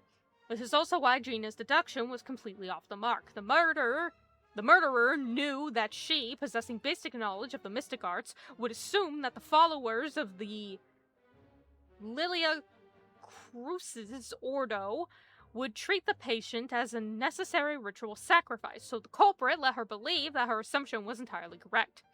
But when Duke Saint Germanus departed, he clearly said that everything was beyond redemption, and the next case would also, and Janina protested somewhat reluctantly, he's only a genius when it comes to mechanics, and everything else, he's just an ordinary person. Herlock paused, then continued. He's always been the type to like things he can fully understand, just like you, Gina.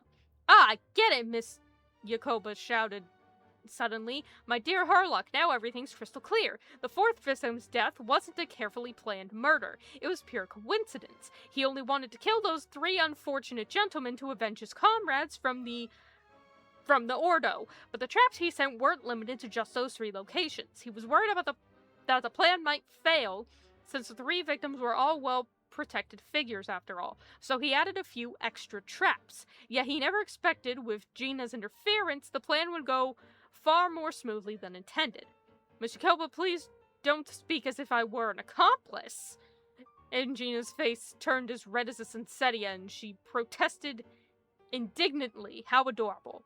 Indeed, Herlock said calmly. It was unclear whether he meant that Miss Yakoba's deductions were correct or that she was indeed an accomplice. Most of the experimental devices proposed by this Ordo were built based on a simple, basic tree model logical structures.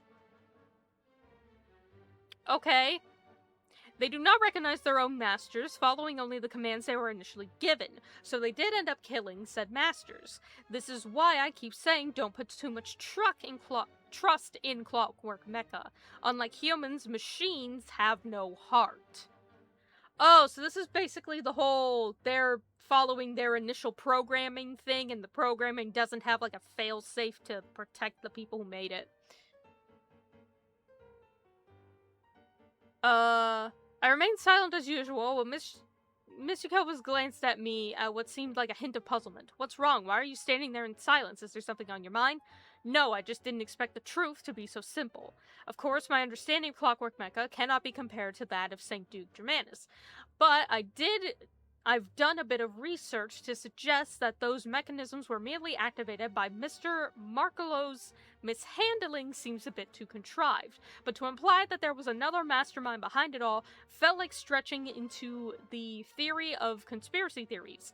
After all, no one besides us could have pulled off the operation I envisioned, so I decided to abandon further speculation, choosing instead to enjoy the reactions of the adorable Agent Gina.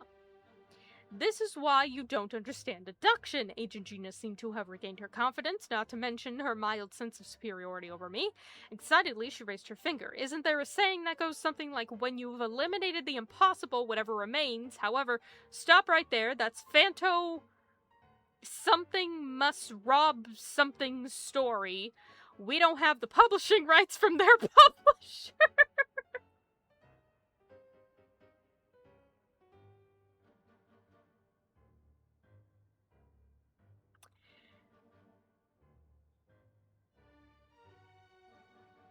At least they're self-aware. Herlock took another drag of his pipe. He seemed to be lost in thought once more. Regardless, this case came to an abrupt close. A person who did not manage to witness the end. A person who did not manage to achieve his ideals. A person who indulged in fairy tales, who dreamt of following the hero he admired, yet never saw his dream fulfilled.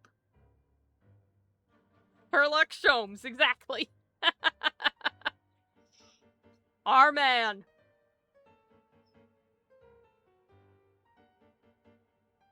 Someone who had everything. Someone who lost everything. Someone who woke up. Someone who would never wake again.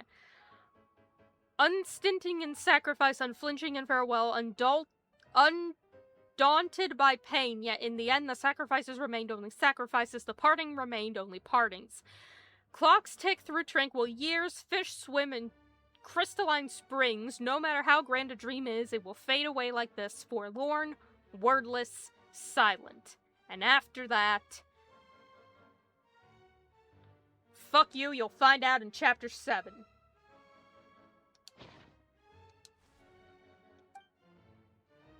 Alright, now remember Chapter 6, everybody. There's gonna be a part that's part of the quiz.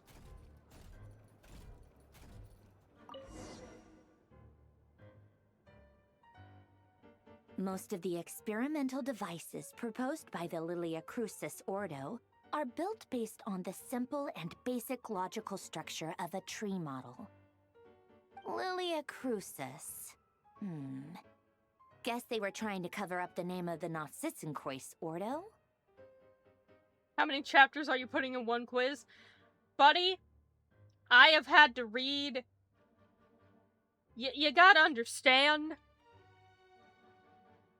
in terms of, like, actual information that is necessary and pertaining here, there's 3 different, like, documents. But you gotta understand, I read the majority of the stuff on that first table, and that was Chapter 6 of Herlock. Alright? You got a lot of information. It's a very big quiz. When Duke St. Germanus departed, he said, "It seems that there's no going back. Alas, he is only a genius when it comes to machines. In all other things, he is but ordinary." Excuse me? I'm sorry. That's just ridiculous. What kind of book is this? Is she getting pissed off because it's basically saying that Elaine, who made the Clockwork Mechs, isn't as cool as she thinks he is? Great Detective Herlock, the Alchemist and the Clockwork Saint? Isn't this a novel? Come on. Still, the author swears that they knew Renee well. Whatever. I guess it's not beyond the realms of possibility that Renee would say nonsense like that on occasion. Memory, wishes, souls, and persona. Frankly, this sounds more like occultism, but if Albedo vouches for it, I suppose there must be some alchemical basis to these techniques. Are these all books that Albedo got? The way Alain Guillotin saw it, the world was comprised of machines. The universe needed machines, and thus his technologies were created. That's why I was born.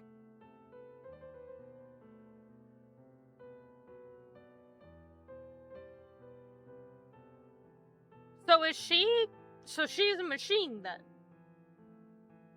Renee? His full name was René de Petrichor, if I recall correctly. Sounds like he and the town must be intricately connected. That would explain a lot why she looks up to Elaine so much, if he made her. But then again, I don't know. I wouldn't expect it all the fucking Fontaine Sandrone lore. That place was also the source of most of our information regarding Remurian civilization. Seems like some of his projects were based on their technology. Like, I love how there was this one empty space in the flagship, and she just said, fuck it, I'm moving all my shit in there. All the books Albedo got me, throw them in. All of my old notebooks, throw them in. Set me up. Anyone coming in for a drink, fuck them. Tell them that I've sanctioned off this area. If they step foot in here, it's equivalent of breaking into my house. Pressing charges. The cutting of souls and storing them in vessels. These seemingly unrelated techniques underpinned Renee's research. Assuming that the 4 orthants correspond to alchemical categories. The chemical marriage model? Alain would have scoffed at that. He never would have let those theories or parameters anywhere near his mathematical formulas.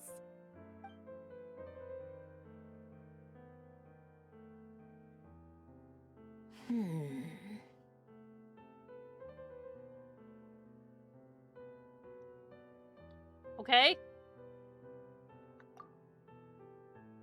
We have scribbles. What was Alain's view on Renee? I know he mentioned the name, albeit very rarely. Oh, now I remember. Alain's old notes are here too. They mentioned Renee once. Renee seemed most out of sorts when he spoke to me. A lack of sweet foods has dulled his mind, I should think. Either way, his words are not to be believed. Yep, that sounds like Alain. My subordinates actually did a half-decent job digging out all these materials. Makes a change. Good for them. Hooray! Praise to your underlings. Some of Alain's old files are completely consistent with these records. He must have gotten them from the Tower of Gestalt. I never knew he got his hands on Renee's records that early.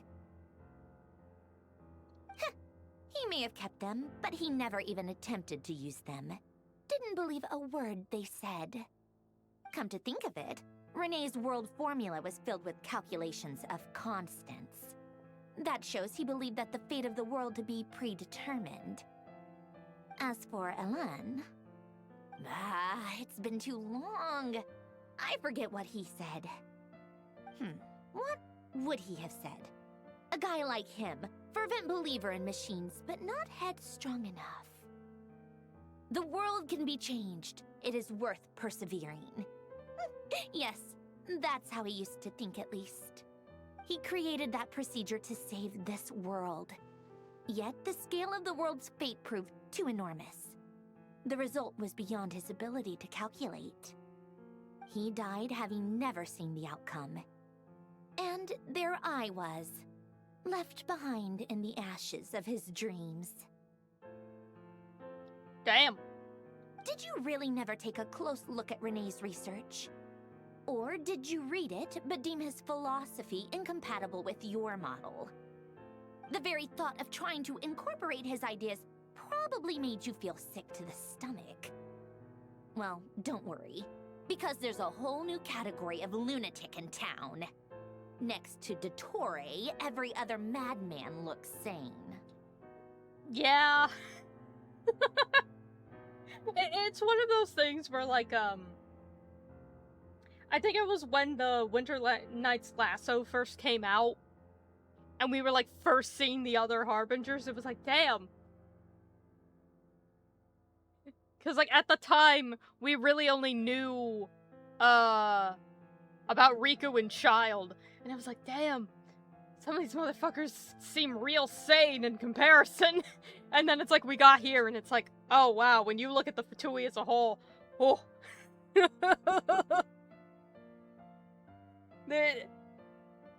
Some of these motherfuckers are a lot more, like, agreeable than I initially thought they'd be. And, like, you see everyone in comparison to Dottore, and you're like, oh. Oh, no. You once asked me what I wished for. Should have asked him instead. He's the one pining for things you'd sooner die than witness.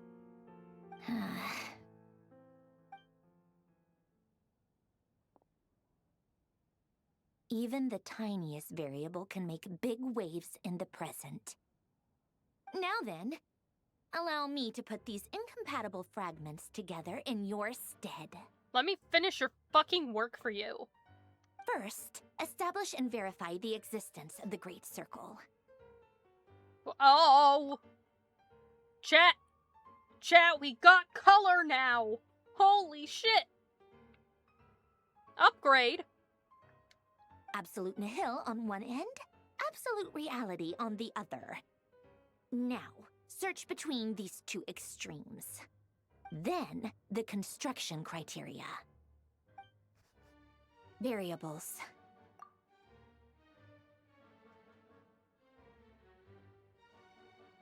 The sparks of civilization shall run out unless we consider introducing variables from outside the system. I.e. the Descenders. Input variables. Traverse the world, space-time, and civilization. Then extract the essential nodes from the records to determine which variables they point to.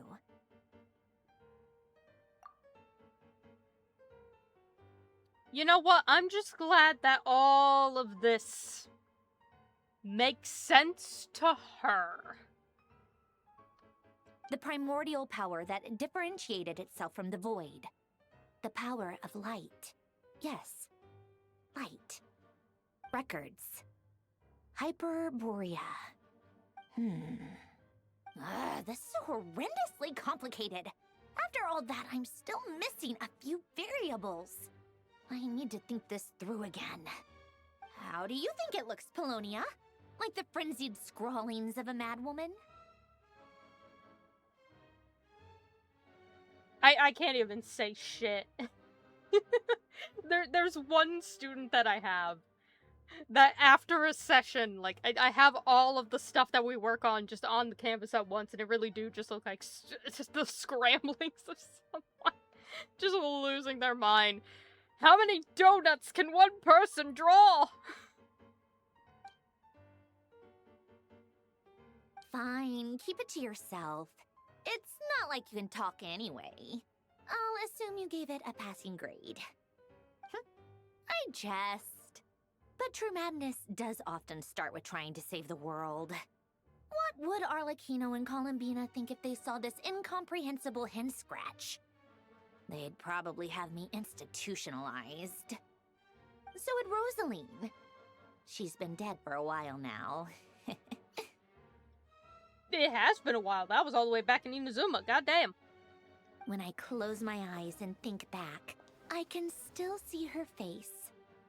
And that enormous dress she used to wear. Such a bizarre choice. What possessed her? Oh, and the clack-clack of those heels used to drive me insane. No one's asking me, obviously, but I hope you all know that I never wanted to save the world. I'm not crazy.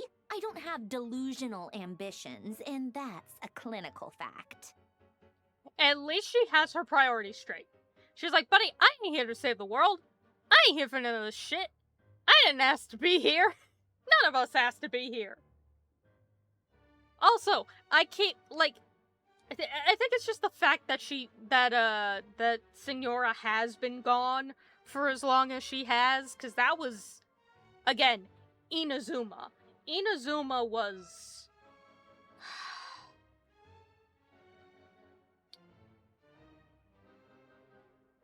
God, I want to say 4 years ago at this point.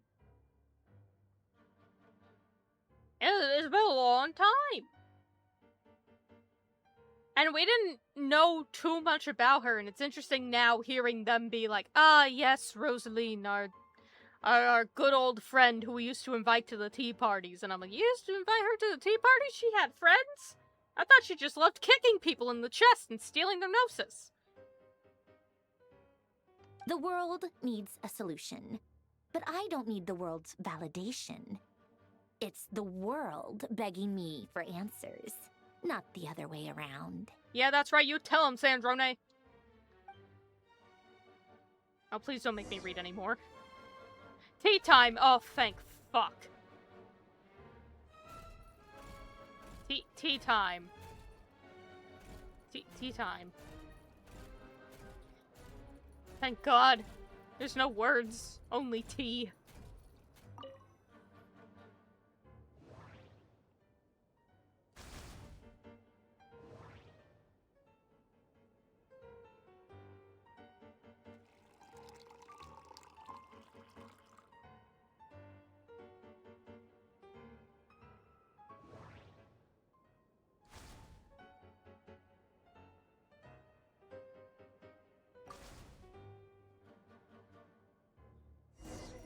Look at him go. The best boy. He comes bearing drinks and treats.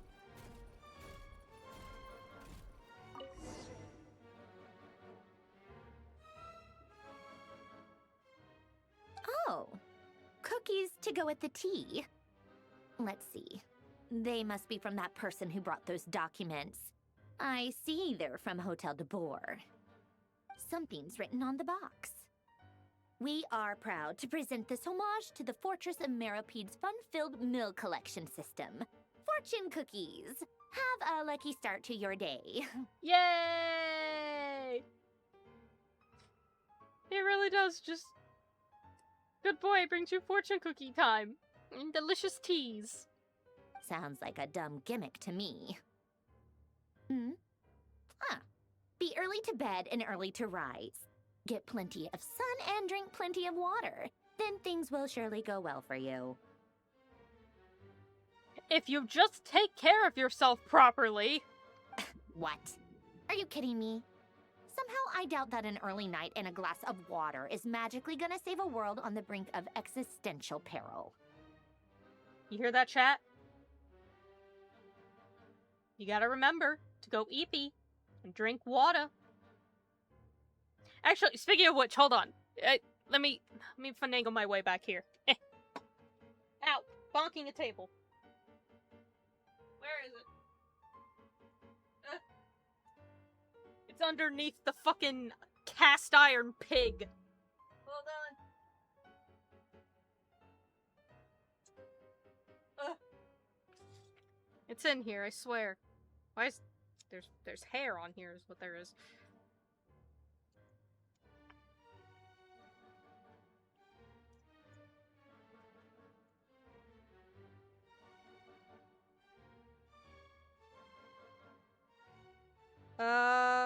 Trying to find it. Okay, I found it. So I have a little stack of, like, funky little sayings on papers and shit. Like, there's 2 candy wrappers that have writing in them.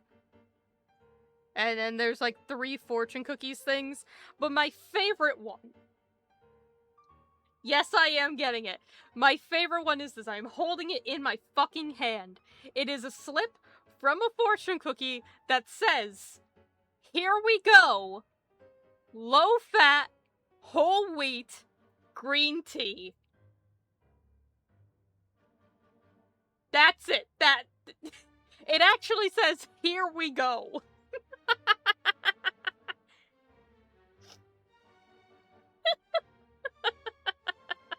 That is the best fortune I've ever seen in my life. Here we go. Low fat, whole wheat, green tea. And honestly, what more could you want out of life? What better fortune is there than that? Like, it...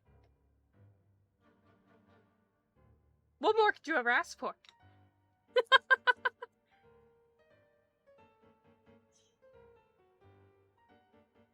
Oh, now I gotta put it all back underneath my cast iron pig. Ugh.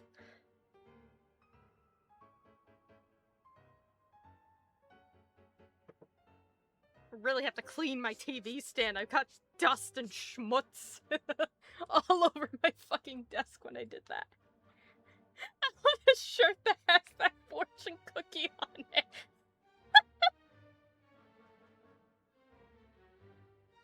Oh.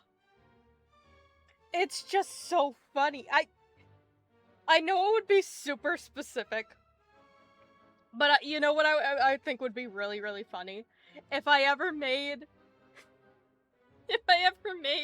like an acrylic charm with a dangling piece, and like the top piece is just like a fortune cookie, and then it links at the bottom, and then it's the fortune slip that says, "Here we go, low fat whole wheat green tea."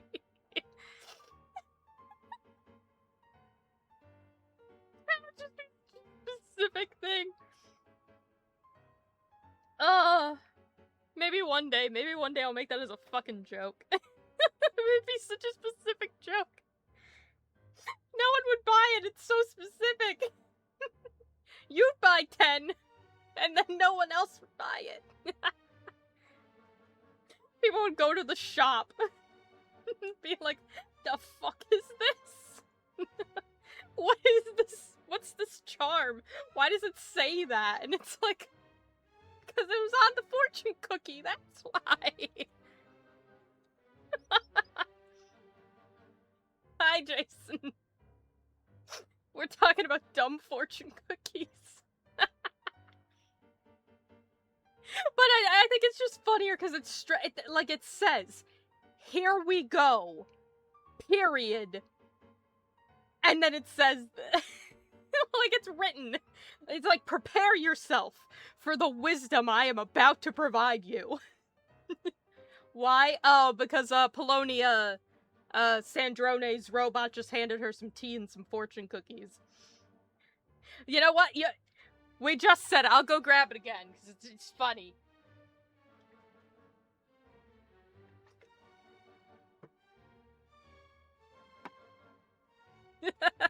I have a stack of, like, just a very small amount of, like, candy wrappers with sayings on them that I find funny, or, like, fortune cookies and, shit.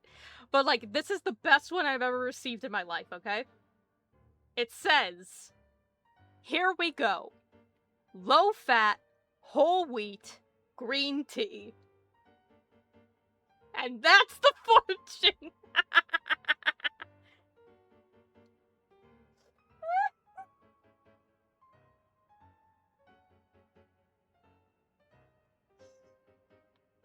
And it's the best fucking fortune I ever got in my life. You order Chinese for some— No, I've had that fortune sitting in my room for like 5 years at this point, man. But it makes— I had to keep it. It makes me laugh.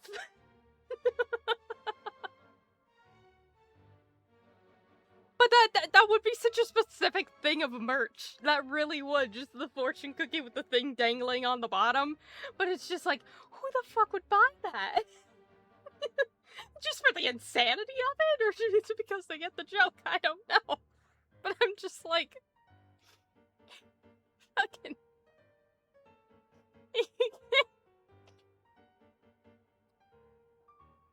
Low-fat, whole wheat green tea. What more? That's all you could ever want out of life.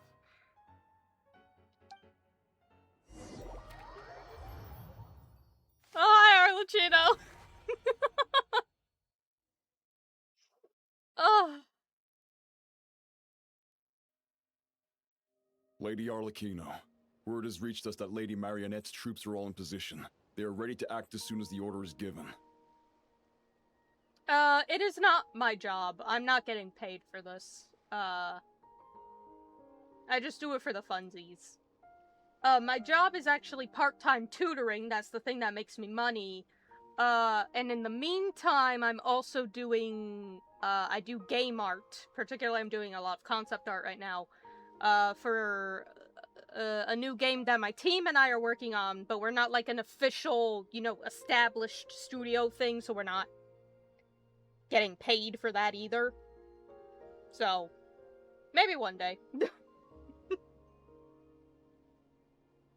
But no, for now, this is just a thing I do for fun. It'd be neat if I could hit affiliate and then I'd, like, actually get money off of it on the side, but whatever.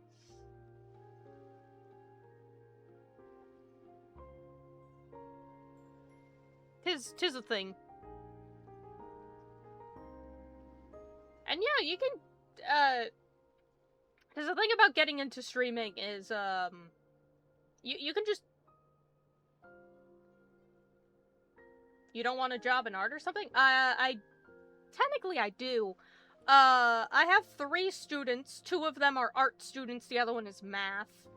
And then right now, I'm doing the, game art, I guess effectively as a volunteer thing. But I have applied to a couple other art positions in the past that I didn't get into, but I'm gonna be doing some more in the next coming months, so... I also... Again, it's one of those things where, I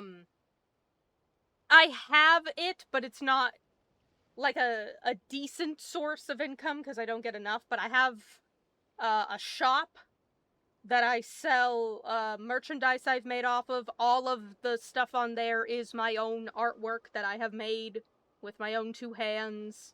I have commissions open on VGen. Has anyone gotten any commissions? No, but I have them as an option. Again, I'm doing the game art. Am I getting paid for that? No, but I am doing it. We already have one game that's come out. We're currently working on our second one.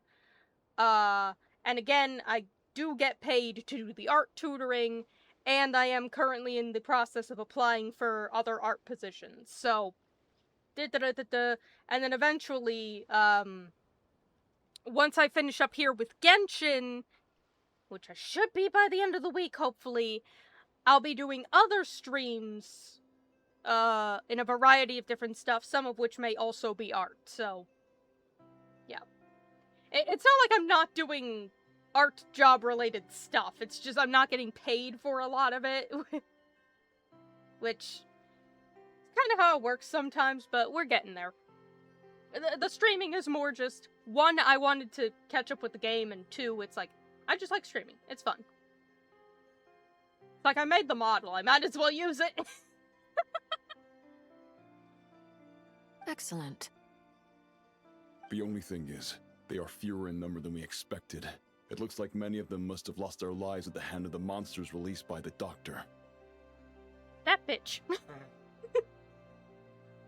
Can be really hard to get into, like, competitive-wise. Absolutely. Yes. The problem is that took 3 years to find one. Mm-hmm. I'm currently at, about... When did I graduate?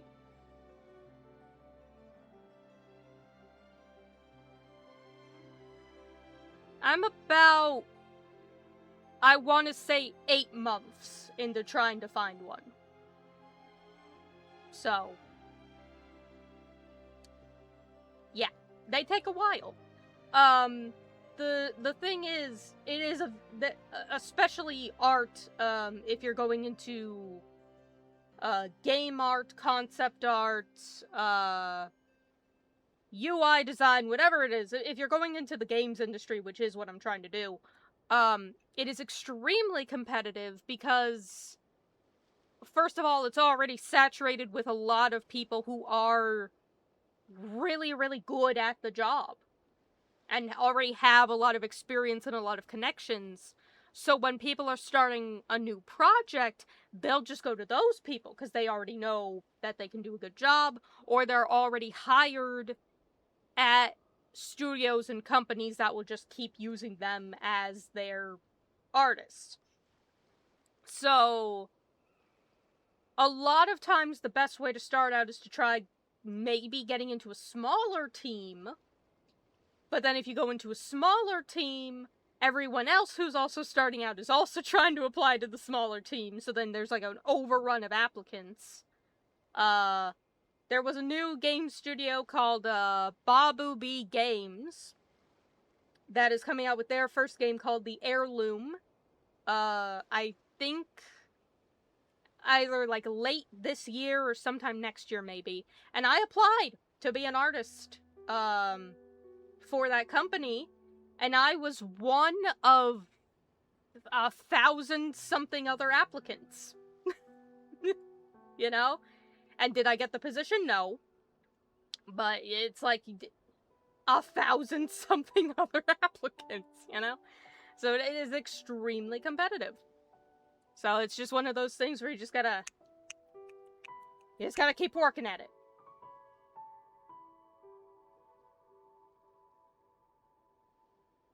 Think you'll find one eventually one day.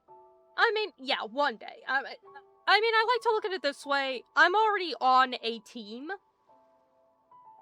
Right? Like, we're not an official studio, but we've already made one game. We're working on our second game. We're not getting paid, but we are making stuff, and that's things I can put into my portfolio to apply to other stuff. And one of our members does eventually want to have their own studio. So, you know, depending on when that happens, maybe, but we'll see. I'm just gonna keep applying to stuff, and we'll go from there when we get there. But yes, AI does absolutely play a part in it, because a lot of companies, depending on,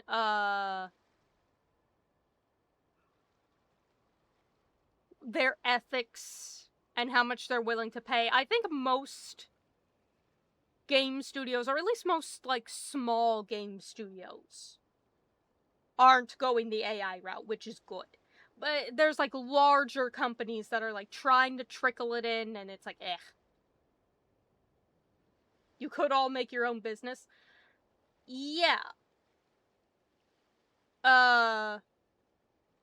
Like I said, one of our members is thinking about, like, us having it be an established studio, but that's gonna take time, right? Because that's a whole thing. You need to have, like, registered stuff, you need to trademark and copyright things, you need to put people on payroll. The other thing to consider is, like, a majority of our members are in Europe, and then there's, like, 2 or 3 of us that are in the US, so then you have to consider how that works employment-wise and things like that. And then there's another thing of, like, we're only on our 2nd game, and our first game was actually for a game jam. This is our first, like, full-length expanded on its own, not attached to a game jam. We're actually gonna try and self-publish all sorts of type game. So it's like, maybe we'll do it after, but for right now we're not in a position where any of us can really manage or afford that. So, that's something that might happen in like a year, maybe 2. But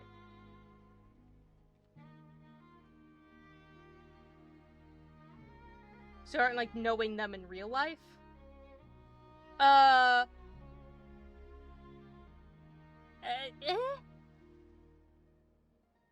we talk all the time is the thing. We just haven't really, face-to-face interaction, no.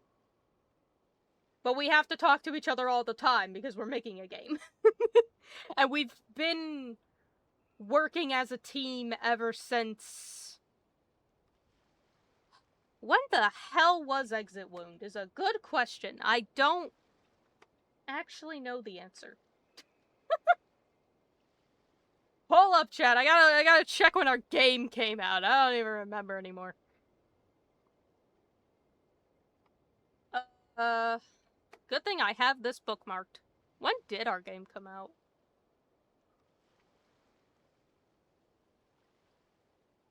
When was this released? How long have I been doing this shit?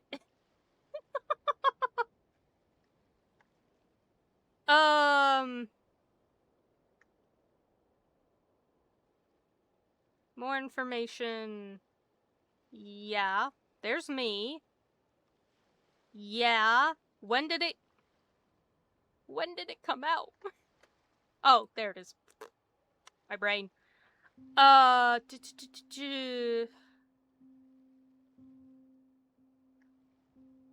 The jam was in October. Okay.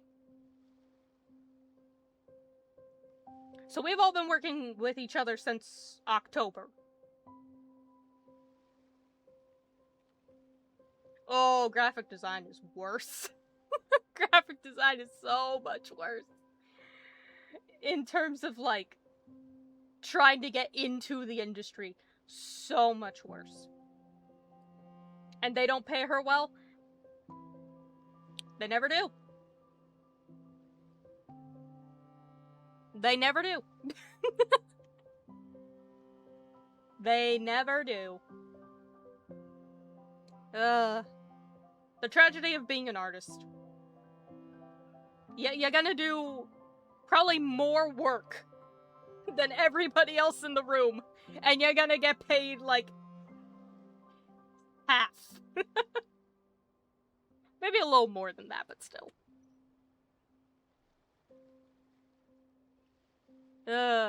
It's about the passion. At some point, you just gotta say, it's about the passion. And just hope. But thank you, I'm trying my best. I need to remember I have to update my resume to include the new shit we're working on. I did update my portfolio recently, so that's good. Can't be helped. Allow them to join our ranks and keep in contact. As you wish. Oh yeah, I forgot everyone on Dotore's, everyone who was working under Dotore is now kind of, like, getting shoved over to somebody else. Oh my god! Arlecchino is me! Huzzah! Everybody's just absolutely wrecked. Can I meet up with Child? It's been a while, Arlecchino. You look well. He's everywhere. We can't escape him. we can't escape him. Child, please.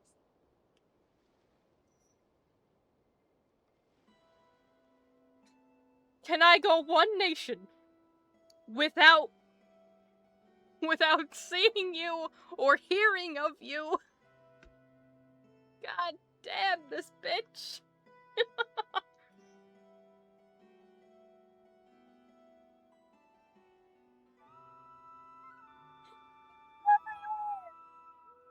Did Dottore really have to build his lab right on the sole path between Snezhnaya and Nod-Krai? Had to go on a huge detour to stay out of its line of sight. Yeah, that's probably why he built it there, honey. To make your life harder. Sounds like an arduous journey. I assume you've brought word from Her Majesty? Of course, all part of the job. Firstly, the Tsaritsa has authorized Fatui Internal Affairs to review Dottore's case. They will reach a formal verdict on whether he has turned traitor and whether he poses a threat to Snezhnaya.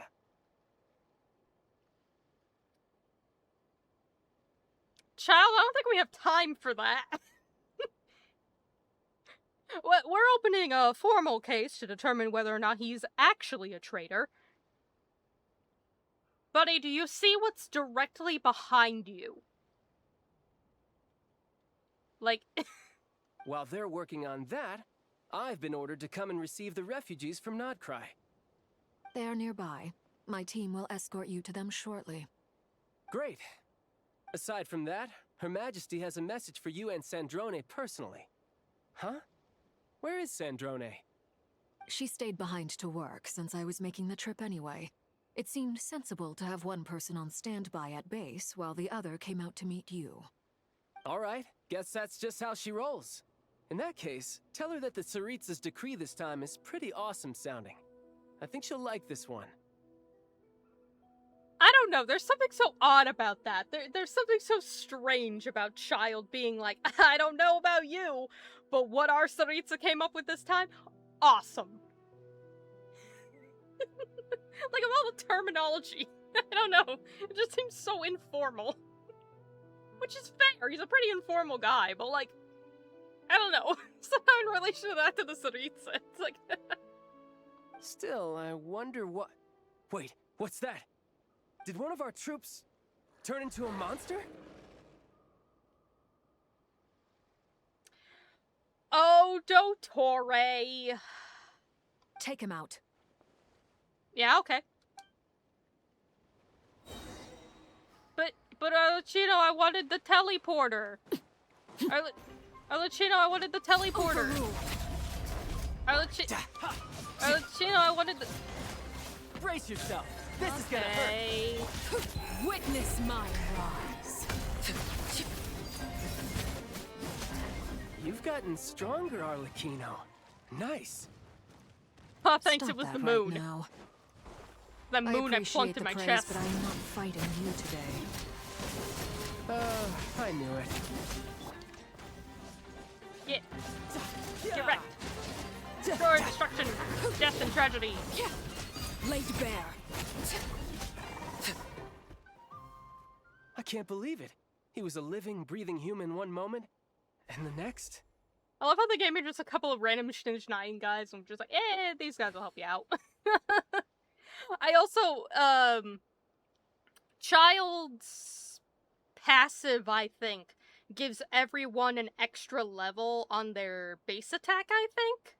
On, like, their normal attacks. So, hell yeah, free buff.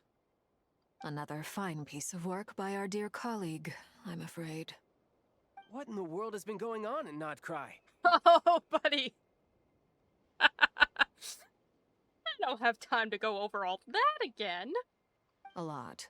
but long story short, Dottore stole 2 moon marrows that should have belonged to Columbina, then built a 3rd moon marrow of his own to concentrate the Trilunar authority in his hands. What? What do you mean he built a moon marrow? People build roads and houses, not moon marrows. What's his next DIY project? He's gonna build a god? Okay, chat, you know how I'm not allowed to make jokes? Child has now found himself in the exact same trap. You could stand to be less surprised. We are harbingers. The work we are engaged in makes the creation of gods seem mundane by comparison. I tell everyone who asks that you once crossed swords with Rex Lapis while serving as a key supporter for Rosaline's plan. But right now, you're acting like a common adventurer. Oh, I remember the days back in Liyue when things were simple. When I would walk into a nation and they'd just pin me for murder.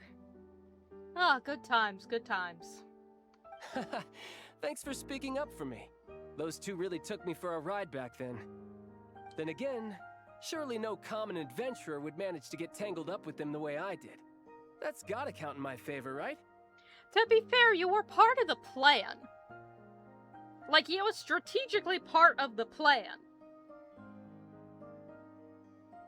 Like, the whole thing of him, what was it?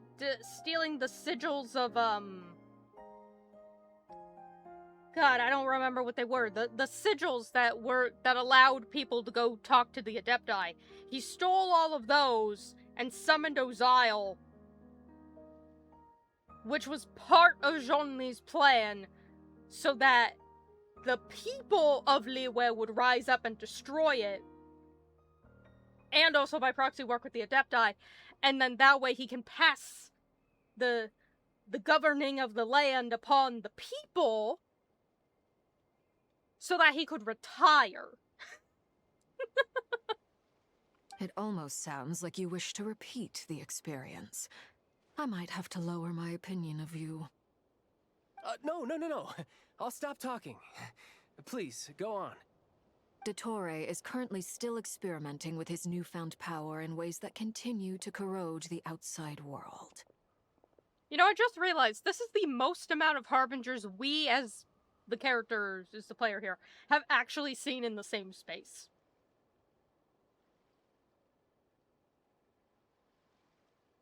Because, like, Sandrone's here, Lucino is here, Child is here, Columbina's here, Dottore is here, and Riku is here. I know Riku technically doesn't count anymore, because retcon and shit, but he was one. He was the 6, alright? That, ironically enough, is actually 6 Harbingers.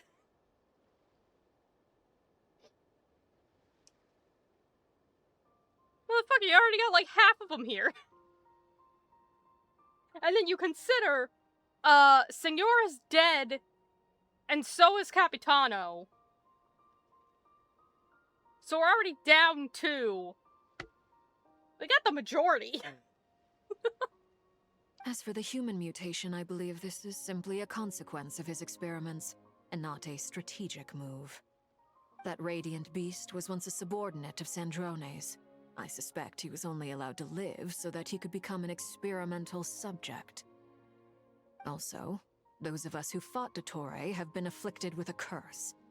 As such, I cannot leave Nod-Krai. This is so much worse than I thought. No wonder Her Majesty's decree is so extreme. At least she's doing something. Like, this entire time, she's been like this force that's been sitting in the back. And that's just like, go, gather the no-seas for me. And we're like, okay. You know, whatever. And now it's like, and anytime all of the other, like, Harbingers have defected, it's just like, warrant for the arrest. Like, Scaramouche has defected, go get him back so he can be punished. Columbina has defected, warrant for her arrest, yada yada. It's just like, look at everybody actually working to do some fucking good. Ugh. Beautiful. While these exceptional circumstances persist, the Harbingers are hereby authorized to use unilateral executive powers. Should Dottore pose a threat, Arlecchino and Sandrone are permitted to eliminate him. Hooray! Permission to kill! That's all we ever wanted, chat. Let's go, we're winning. The Queen said it's okay. My thanks to Her Majesty. I will pass these good tidings on to Sandrone. Her Majesty has also declared that she will refrain from launching an attack on the now evacuated Nod-Krai due to the presence of unretrieved research material. A wise decision. By the way, how's my old partner doing? I'm assuming they're with you? Partner? You mean the Traveler? Oh, buddy. I've been kidnapped. I'm afraid I have bad news. She was captured after our failed assault on Dottore's lab. Her whereabouts are currently unknown. What? Why? Since when does Dottore have a bone to pick with her? I think he just hates people in general, bud. That is indeed the question. I'm not sure he does. He must have some other goal in mind. I think he just hates people.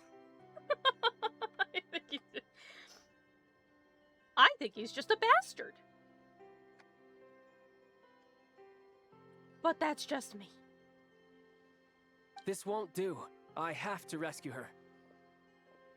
You can't. We have no idea where the Traveler is. What am I supposed to do then? Stand here twiddling my thumbs? No, you can stand there and evacuate people. Sandrone is working on it.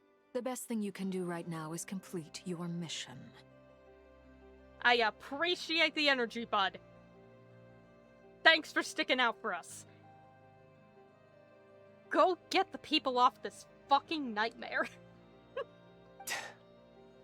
Fine. I guess I'll leave this to you then. One last thing. Tell the Rooster to get the message out to the gods and citizens of every nation in Teyvat.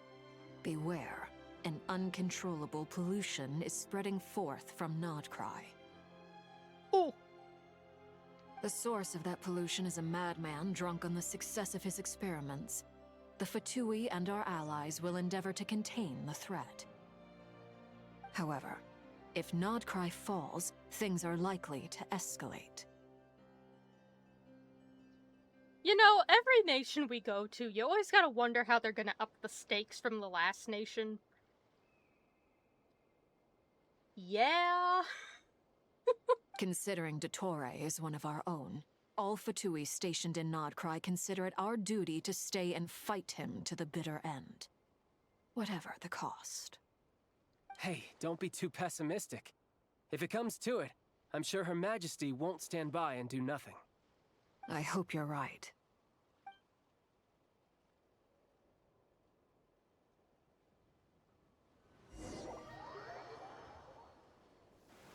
I'm not gonna get that teleporter, am I?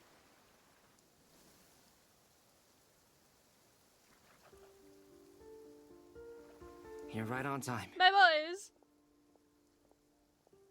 Thanks.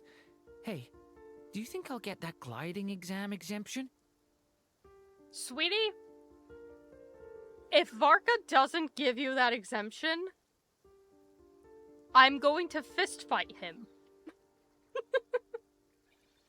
I made sure I was on my best behavior in Mondstadt. I landed well outside the city and walked in through the gates. God, he's so considerate. I'll help you apply, don't worry. For now, let's see what we have here. What are the doctor's energy fields even made from?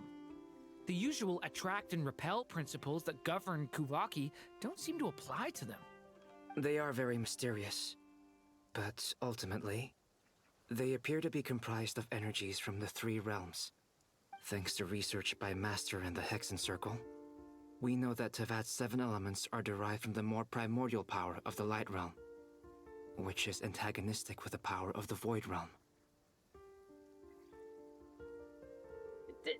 It's just so interesting having, like, the different realms, and then the principles, and then the moons, and then the I love the lore of this game, but, like, there's a certain point where it's like, oh my god, there's so much lore! I have to parse out of my brain what counts as what.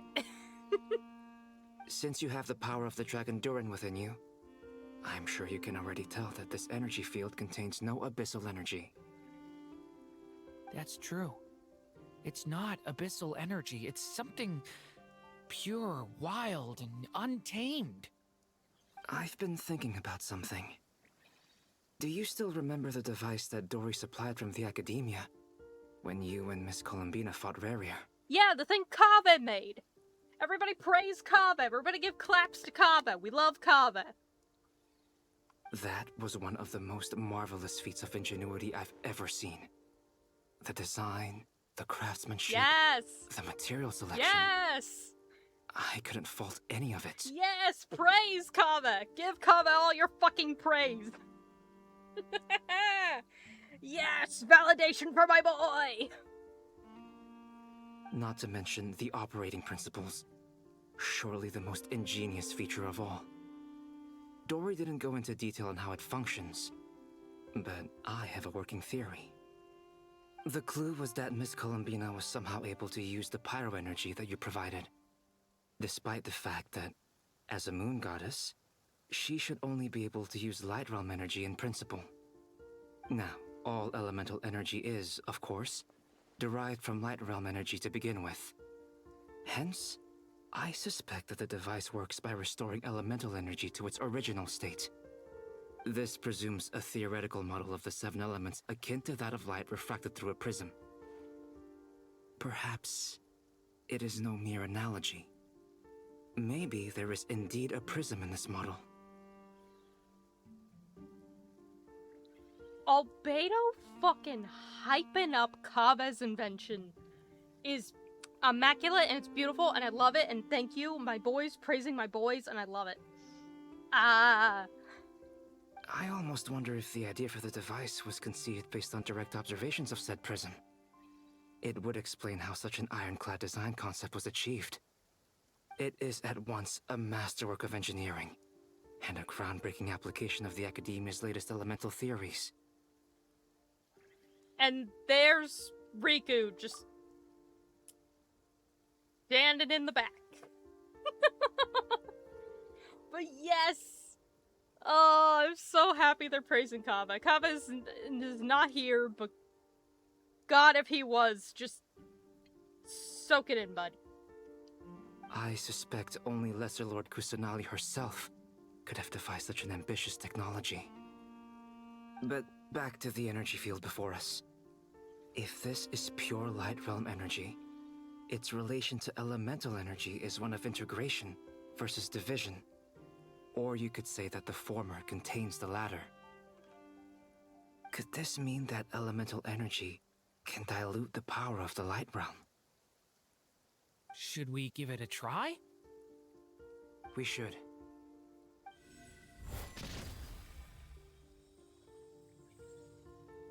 Ha! It works! Haha, you dinged it. Clear signs of disruption were detected at the periphery of the energy field. This indicates that elemental energy can disturb or even negate the field. Now you try. Alright, here goes. It's working! Switch to abyssal energy and attack again.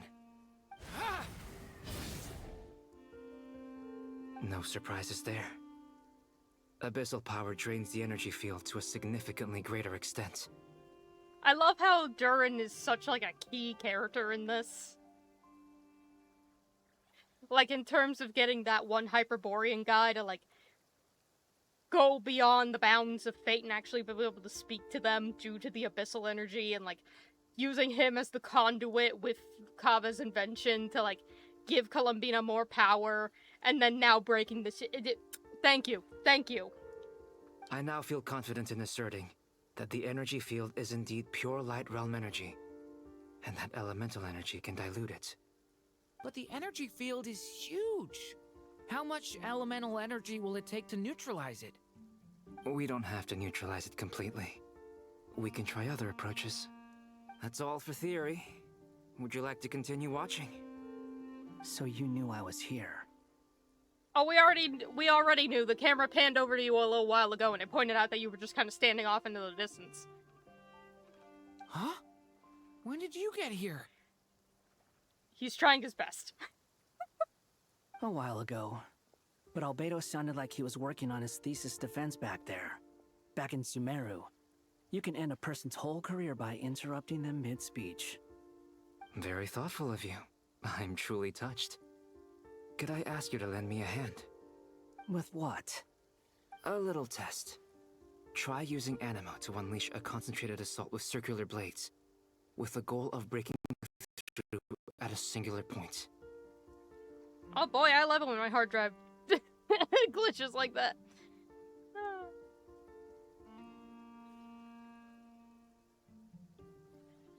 He's gonna fuck it up. Destroy it. Yeah! Nice! This time it tore through the field. Thrunk. Tremendous. This is a major breakthrough. Should we go through? We probably shouldn't risk having mutually antagonistic energies in such close proximity. Durin, you stay here and watch the entrance. Hat Guy and I will go in to investigate. Fuck yeah. Sounds sensible to me. Keep your eyes peeled, Durin. Don't worry, I got this. You two be careful in there. Just give me the signal if you need help, and I'll dive right in. What do you mean, signal? It's based on a new alchemical concoction I developed last month. When 2 bottles of it are smashed on the ground together, they emit a blinding burst of light. If it comes to that, remember to shield your eyes with your hat. This is literally the equivalent of dropping a smoke bomb on the ground or a 40 and yelling scatter.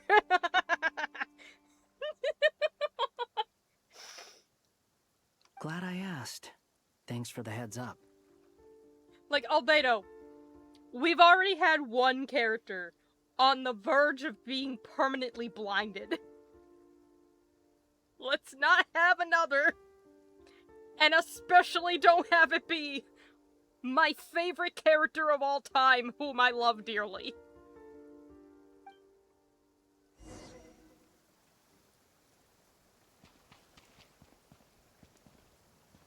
He thinking hard, we can't even talk to him. Okay, at least Riku's in the right place. Albedo's usually at the end of my team, but you know what? We're just gonna... I can't access the okay, you know what? Chat, it's break time. It's break time. I'm out of water. And I need to get more water. And I'm also gonna need to take my pill in a little bit. So, break time. Y'all know what that means. Get your food, get your drinks, get your pillows, get your stretchies in, go to the bathroom, do whatever you gotta do. Now is the time. We'll be back in a bit. Whee!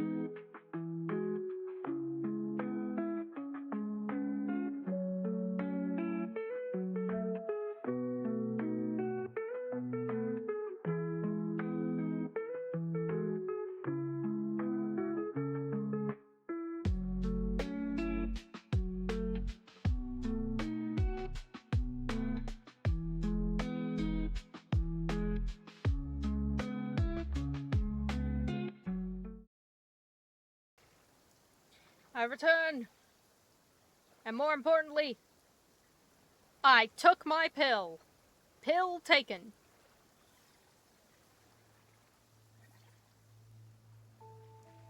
I am so happy that they are giving me 2 of my boys. These are boys I know how to use. Oh, it's beautiful. Like I thought. Beyond a certain distance, we can't see the opening where we came in. Maybe that's to prevent people from escaping. Sounds like Dottore style to me. My boy! Oh, that's funky on the mini-map? Ooh.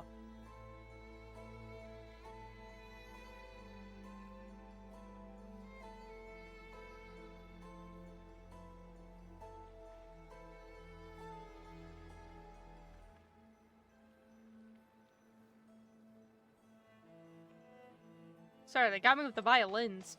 Not much has changed. Things are basically the same here as they were before the energy field appeared.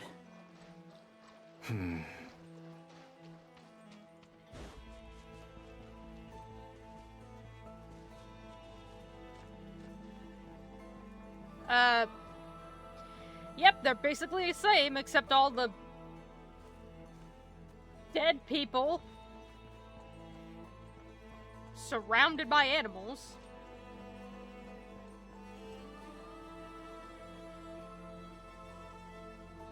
They have no heartbeats and they're not breathing. We can only assume they're dead. But there are no visible wounds. I mean, it sucks, but I also find it rather interesting that every single one of them has an animal just towering over their corpse. Also, there's an animal squatting next to each body. Yep. It's watching us. That's not an animal's gaze. What, is Dottore, like, watching through them, or...? What are you trying to tell us? Doesn't seem eager to talk. I guess maybe it's just an animal after all. Let's keep looking around. I trust nothing and no one. Heretics Utopia. Yeah. Oh, this just deer's just fucking chilling. Hold on, I gotta put on my compression glove. Fucking, I don't know what. It was my left wrist that was screwed up. And now for some reason my right wrist is paining me. Probably because I've been putting more strain on my right wrist to take the strain off of my left wrist, because that's the one that was strained. So now I'm straining my other wrist to not strain the wrist that got strained. Keep your fucking elbows off the table. Oh, what a day I'm having. I don't trust you. Anyway.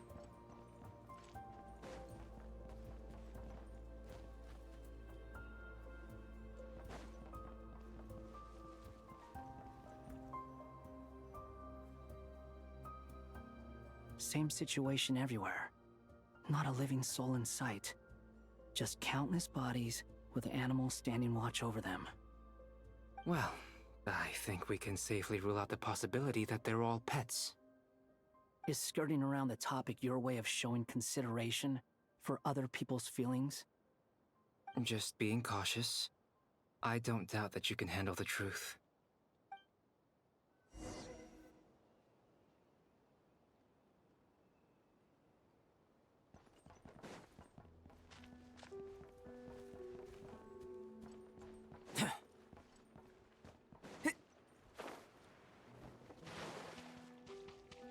He just keeps standing there. Where am I going?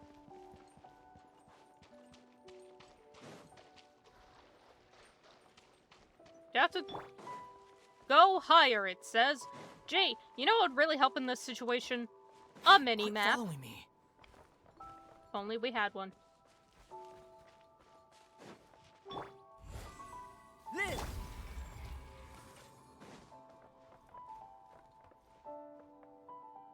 Now it's lower? Where? I was just there, you dingus. Careful. Oh no, they're coming right at me. Help us. Please. Over there. I hear a voice. Oh, buddy, if you're in here, I don't know what I can help you with. You're kind of fucked.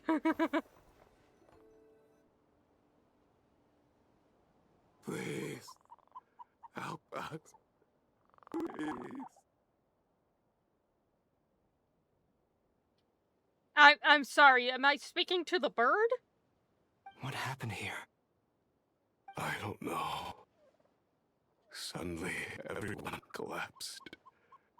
Then my line of sight got lower. I'm speaking to the bird. I still have some of my senses left. I gotta get out of here.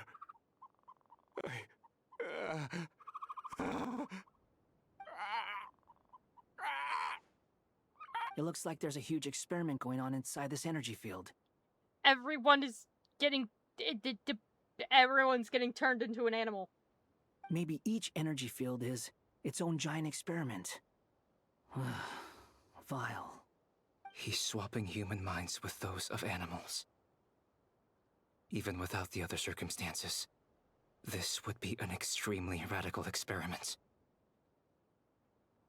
So yeah, something Dottore would do. Those people may have lost their sense of selves, but they are not fully animals either. If they were, they would have left. But instead, their instincts are driving them to remain by their dead bodies. Oh, so that's what he meant when he said the gaze isn't quite that of an animal. It's because it's that of a person. Staring at their own fucking dead corpus. We should go. No sense in sticking around here longer than we need to. Agreed.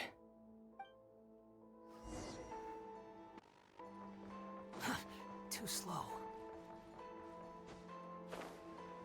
Freedom!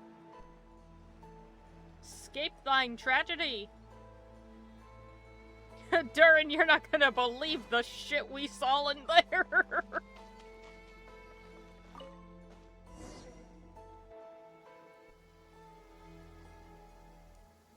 Ah, you're back! Everything okay? Oh, buddy. We saw some things that take a strong stomach. Otherwise, we're fine.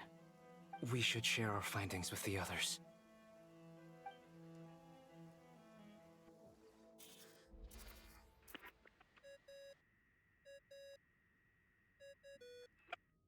Yes? Who is it? Miss Nefer, it's me, Albedo. We found a way to break through the energy fields.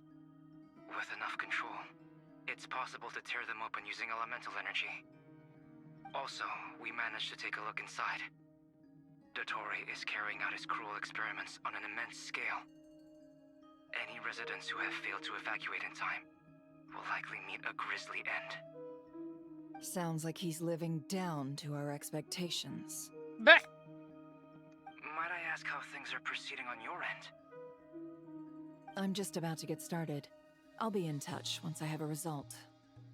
Understood. Stay safe. I will.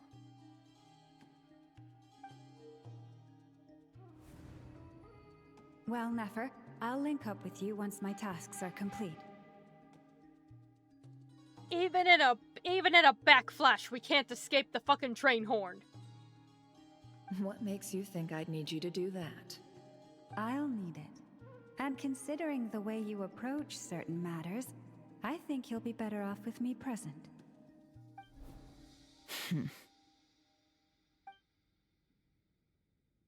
Me bulk. Let's begin. Entering simulation mode. Oh shit, are we chest piecing my book? What are we doing here? A vast wasteland. Is this the Traveler's inner world? I'm sorry, Nefer, you consider this a wasteland? Prettiest fucking wasteland I've ever did see. What do you hate, plants? You got something against nature?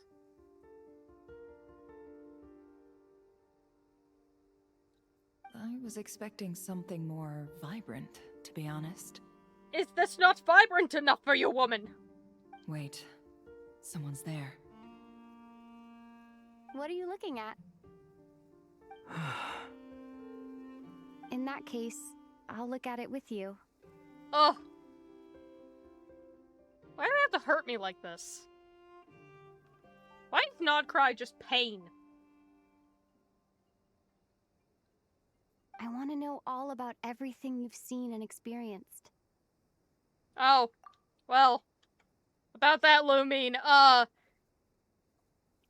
he ain't quite... he ain't quite gonna listen to you. Is there somewhere I should return to? Or should I stay here and be the hero everyone says I am? I don't dislike my current life. Roaming the land, fighting battles, accomplishing missions, earning a living, looking after Paimon. It's not so bad. I guess the only thing that's missing is that you're not here with me. Oof. This is the conscious layer, which contains a person's true feelings. It is filled with both longing and kindness. I suppose anyone who lives long enough ends up wishing for someone who can't be there. Maybe it's the only way we can feel truly alive. Welcome to existentialism with Lumine. Time to delve a little deeper. Honey, I don't know how deep you want to go. Lumine's been through some shit.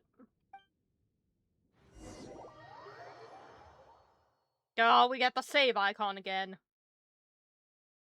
Nasha Town is hardly the optimal choice for a place to live, but it has character and a reasonable population density.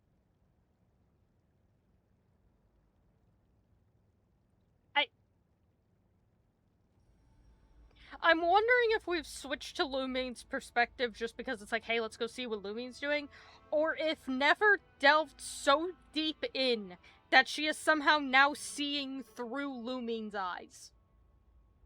What are you trying to say? Oh, don't be nervous. I was just thinking where might make a good starting point for your journey. Perhaps I should send you further afield. Conria, perhaps. Huh? Conria ceased to exist long ago.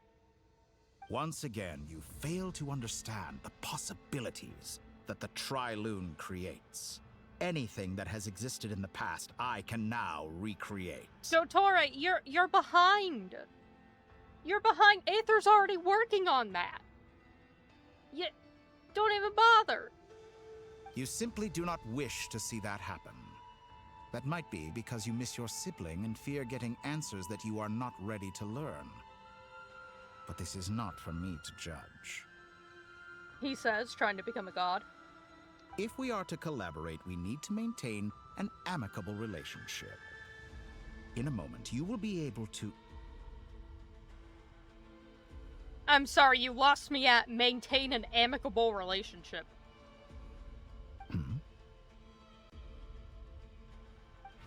Oh no. Oh shit! She is! Oh, good for her. What are you...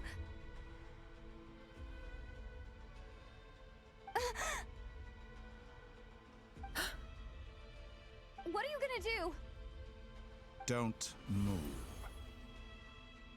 Something unwanted has crept into... Oh? Gone as quickly as it came.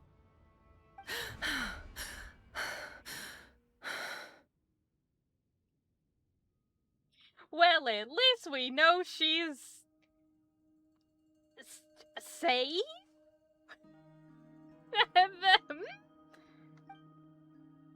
Did you save me? If I hadn't cut the connection, Dottore might have caught you from the other side and destroyed you. Thank you, Nicole. This was a good idea, but once is plenty. You were exceptionally brave. Excellent work.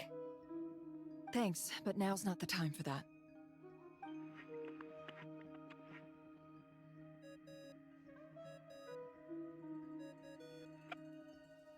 I love how we have to go through the dial tone every single time.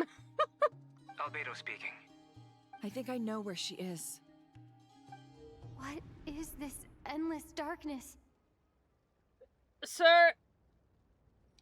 Sir, I know I love the void, but like, a little too sudden.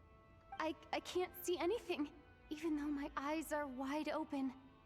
But why? That's why I can't fucking make jokes. I tell you this before, I'm not allowed to fucking make jokes. I made the joke about how it's like, hey, Albedo, we already have one character who almost went blind, don't make it another, and then here's Gloomy. I've literally just been fucking blinded by Dottore. What happened? Hey, there we go.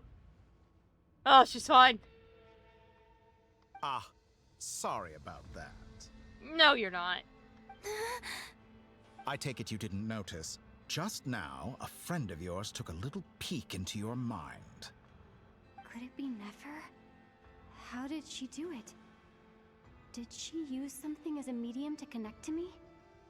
Do you think she's aware of your current circumstances?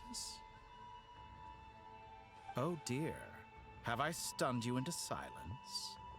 I only wanted to slow down your time a little so I could stop your intruder in her tracks. It would have been nice to capture the spy. I.e. murder.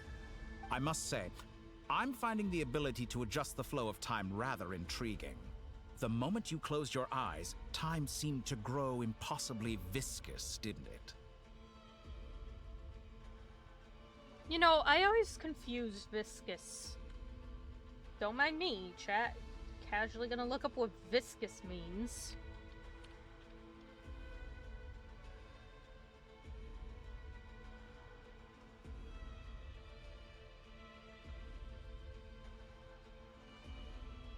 Viscous. Yes. Having relatively high resistance to flow. It's sticky. Yeah. Glutinous. Yeah. So if something's viscous, it's very thick and slow. I was always confused by that, because I don't know. I feel like I've seen people use viscosity the wrong way before, and I was like, am I wrong? No. No, I'm not.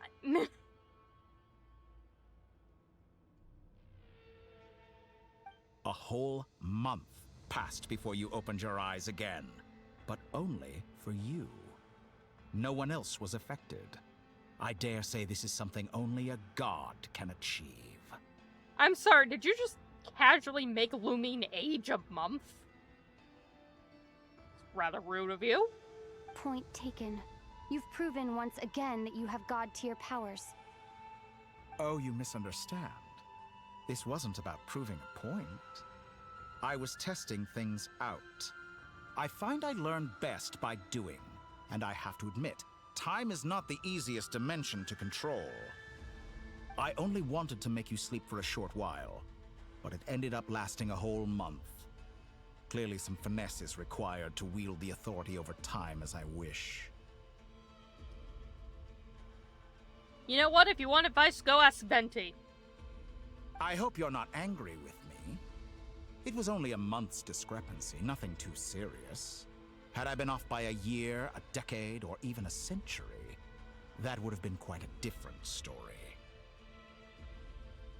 I hope you're not angry with me, he says.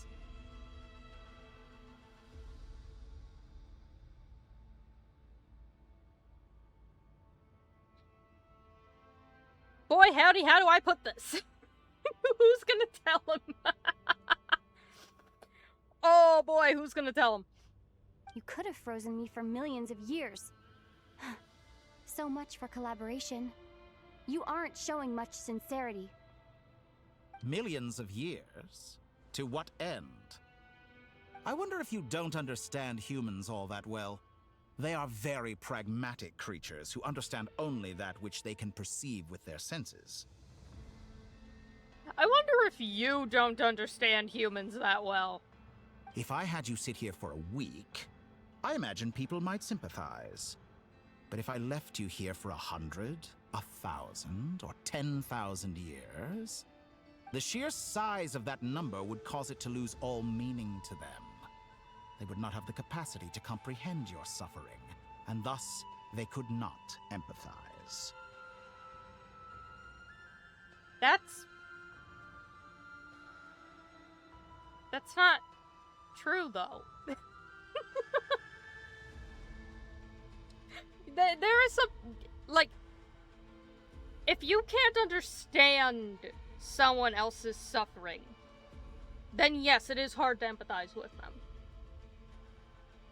But here's the thing.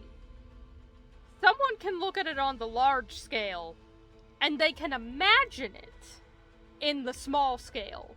And then they can say, damn, I'd be sad if that happened to me for even a day or a week or whatever, and then they have to aggrandize that into how big the amount is, and realize that if you did that to somebody, their life would end before they ever woke up again. And they would sympathize. They would empathize. Unfortunately, while gods do exist in Teyvat, it is ordinary humans that account for most of the population. Their lifespans are so limited, their bodies so fragile. Did you ever really hope that they could begin to understand someone like you?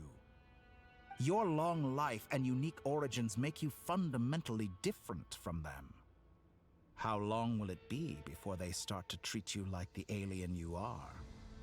Before you are ostracized, outcast? Ha! Joke's on you. I have friends who already know I'm an alien, and they think I'm neat.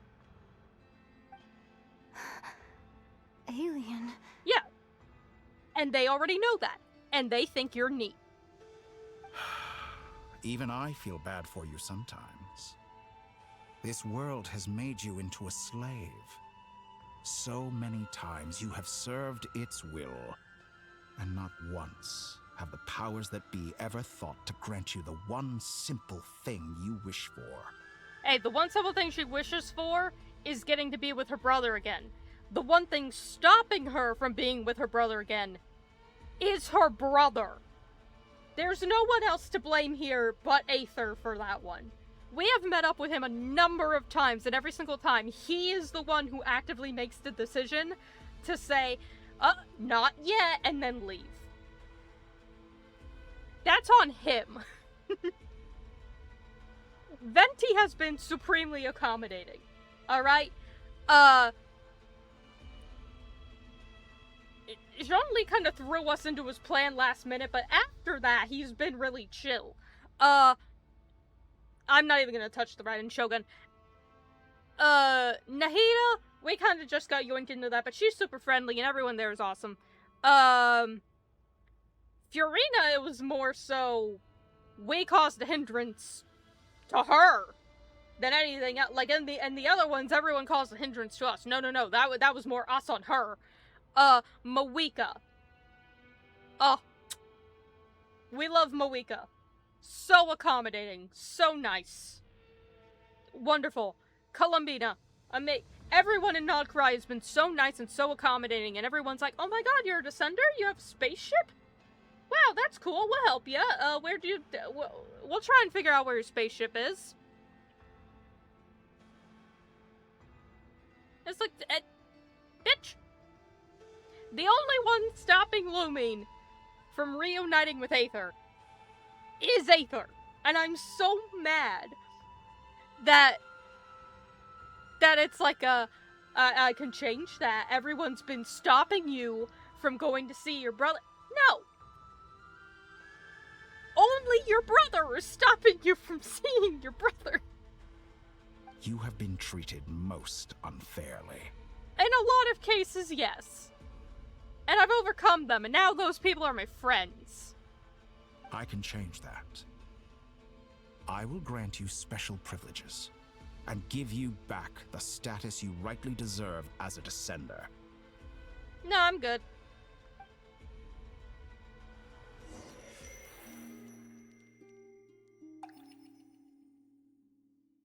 Like, no, I'm good.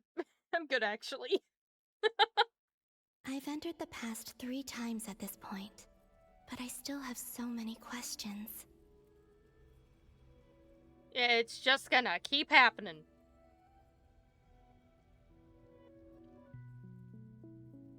For instance, beyond each point being further back in time than the last, what determines the specific locations at which I can make entry?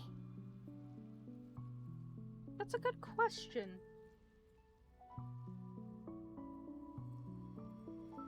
So far, the common thread linking all 3 scenarios is that the Traveler has been present. Mm-hmm.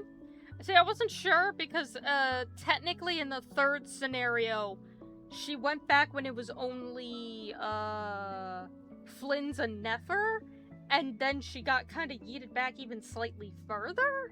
It was weird. It was like a time jump inside of the time jump. But it's more than that. I know I sensed something familiar around her. What was it? I'll keep this question in mind as I carry on.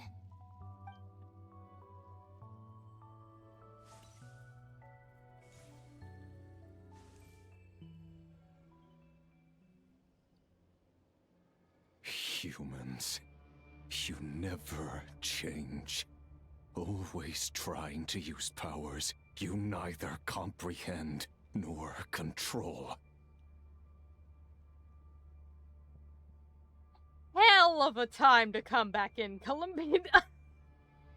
Hell of a time to come back in.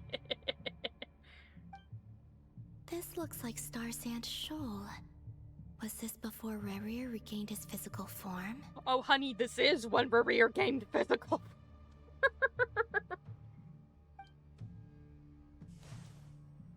You've messed with the cannon again, huh? Sorry, but this round's not gonna go your way. The cannon. That's right. I was at Silvermoon Hall and I sensed an abnormal Kuvaki fluctuation coming from Nasha Town. And right after that, came an ominous power emanating from Star Sand Shoal. My body was once torn into countless pieces and hurled into the swirling chaos of time itself. But even so, my life and will were not extinguished. I wonder if I could try to prevent his resurrection. Well, we know that's not gonna work. But how would I do it? What can I do, here and now? She might have a part to play, though, in protecting the 3 of them. Because the cannon goes off, and then there's that big shield that protects them. Traveler! Behind you! Look at that light! Big cannon. No, I won't make it in time. She's using the Kuvaki shield like I taught her. Is she gonna use it to block the cannon's beam? She's strong. I'm sure she can manage. But the force released when the beam impacts the shield might lead to collateral damage. Easy Island. The Frost Moon Scions will be exposed to lethal levels of Kuvaki. Yeah, that's right, because, beams split off from the main beam and kind of shoot out, in random directions, and there was a shield over Hisi Island, and they were like, hey, did you do that? And it was like, no, wasn't me, it was her. Okay, thank you. A question, if I may. Kind Miss Columbina. When the cannon's Kuvaki beam was deflected earlier, I saw several bolts of energy streak toward Hisi Island, only to be blocked. Did you also have a hand in that? Technically, yes.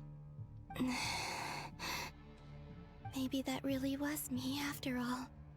Well, future me. But I don't know if I have enough power left. I love how they have to correct themselves and be like, well, future me, and then there's present on top of future. Oh boy, isn't it fun having time shenanigans. Siki sato pasa sax, niti ipotuftos.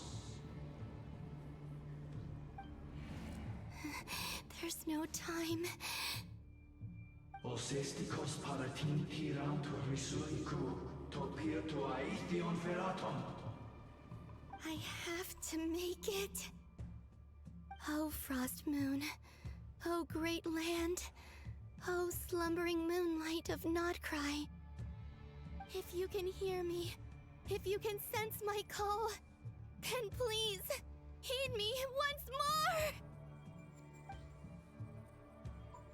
Oh, I gotta. Oh, wee.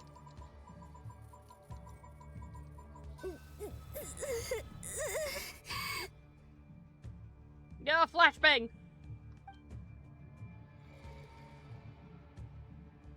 Did it work? Oh.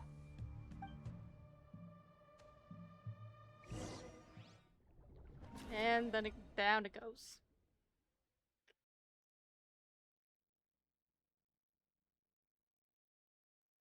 Hey, wake up. Hey, did you hear me? Columbina, I said wake up now!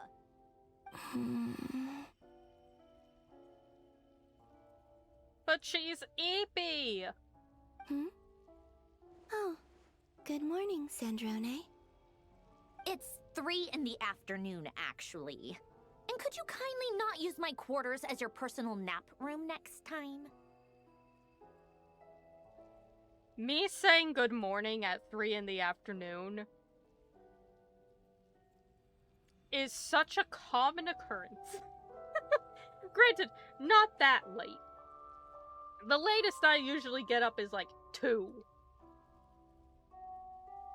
But me saying good morning at 2 in the afternoon is a common occurrence.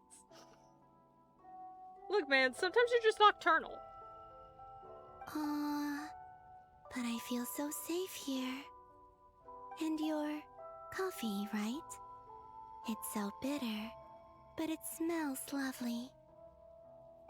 It's like you were raised by wolves in a forest or something. What did you drink growing up? Grass tea? The Frost Moon Scions certainly led a more frugal existence than the Fatui. Then I'll bet you've never eaten one of these before. It smells delicious. That's because it's a Fontanian recipe. I had a little free time today, so I made a batch. Fucking Fontaine munchies coming in clutch. Rosaline will be here shortly, but if you really can't wait, I guess you can go ahead and... Hey, at least let me finish before you start eating! Did the Frost Moon Scions not teach you basic table manners?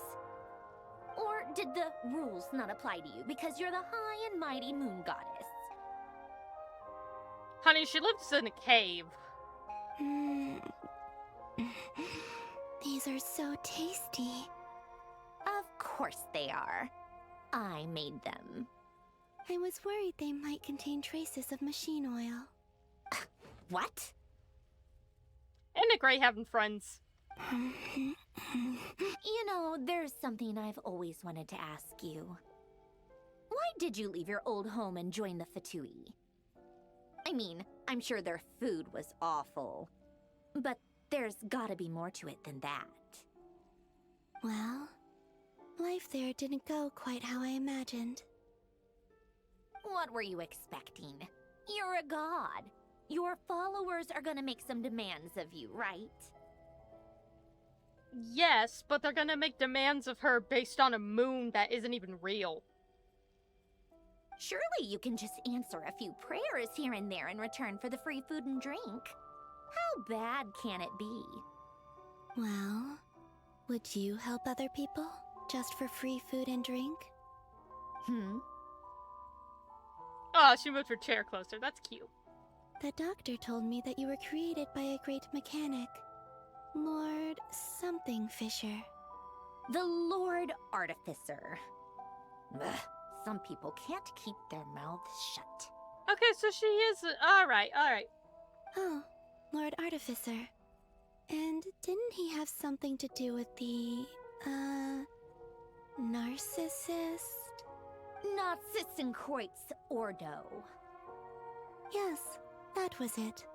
Narcissenkreuz Ordo. So, would you try to fulfill their wishes? You must be joking. I wouldn't go even if they paid me. I don't even know them. Exactly. Well, I felt the same way. I did not know the people who made demands of me. And that's fair. Huh. What do you know? We're on the same page for once. In his later years, Elen did ask me if there was anything I wanted to do. If I had any wishes of my own. Well, I don't. And I'm not in any mood to fulfill someone else's either. Who's Alain? He was the... You know what? Never mind. You're not gonna remember. Anyway, the point I'm trying to make is, neither of us is the self-sacrificing type. Let me ask you this. What sort of place would you like to live in, if you could choose? A place where people don't ask me for things I cannot give them. Where they don't worship me, or fear me, but just want to chat with me like a normal person. God, we love her. I'd also like the freedom to come and go as I please. And ideally, it would be somewhere with the smell of coffee and snacks. Not to burst your bubble, but no such place exists in the world. Now, take your snacks and scram. Oh, flashbang number 2.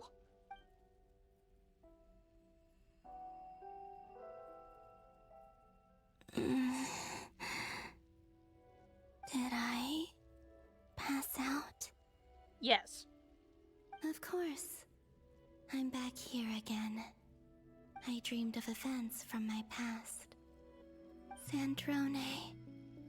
Traveler. I miss you all so much.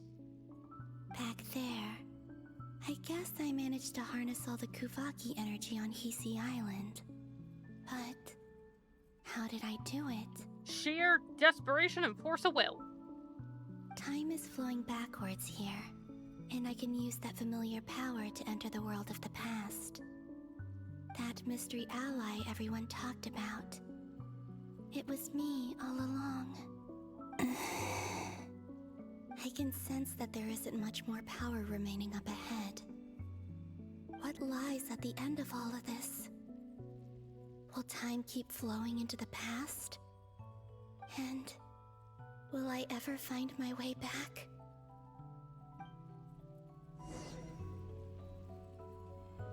Oh, she's trying.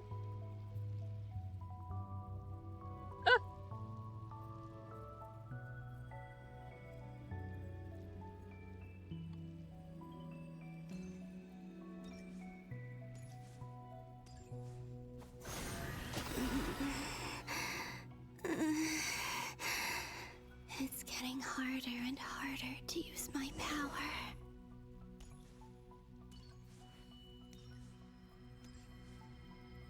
I'm no match for the Abyss in this state. I need to avoid the contaminated fragments. Oh, okay. I was wondering whether or not that was like something that would make it easier or whatever.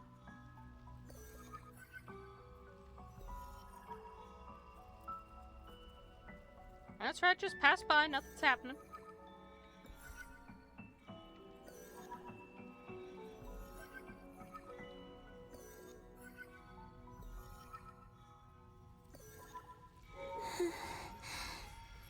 Time to go. I wonder where I'll find myself this time. Yeah, so this is the lighthouse.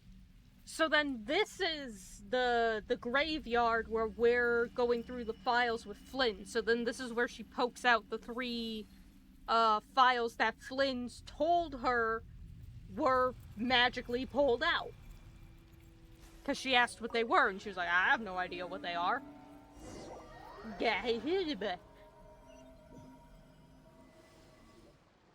The Final Night Cemetery. This is where Flint's is based. Or not! How are we supposed to read through this many files? Just trust in the girly. Difficult, yes, but it is also our most efficient option. Don't you worry. Moon got us on her way. Seems like they're searching for information. Oh, I remember. Flint's and Varga talked about some files on the Wild Hunt. Was this my doing too? To expose the true intentions of this Rarir, we need to dive into Nod-Krai's history. Are my actions changing the past? Or are they simply completing a process? Is all of this inevitable? Or am I the one making these decisions? And ain't that the bitch about a time loop, honey? You'd never know. If I choose not to help them now, will it change how things turn out? Hope we don't land on our heads then. They're my friends. I can't not help them.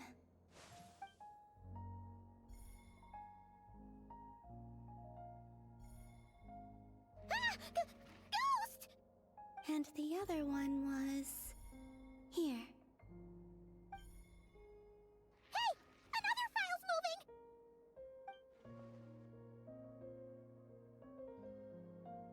Not the gigantic manila envelopes.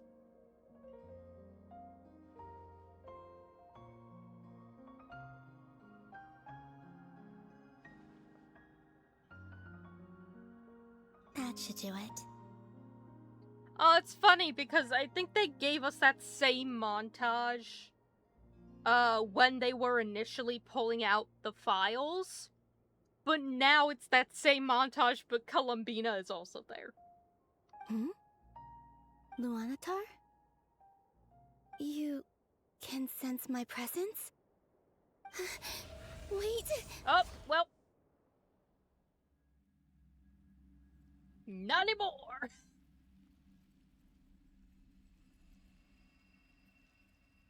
Luanatar. So she's that familiar presence I've been sensing all along. She's always been by the Traveler's side. That explains why the Traveler has been there each time I've entered the past. Ah. But why Luanatar? Is it because she has a connection to me as the Moon Goddess's familiar? If so, why not any other Kuhenki? Because they don't have unique designs. That's...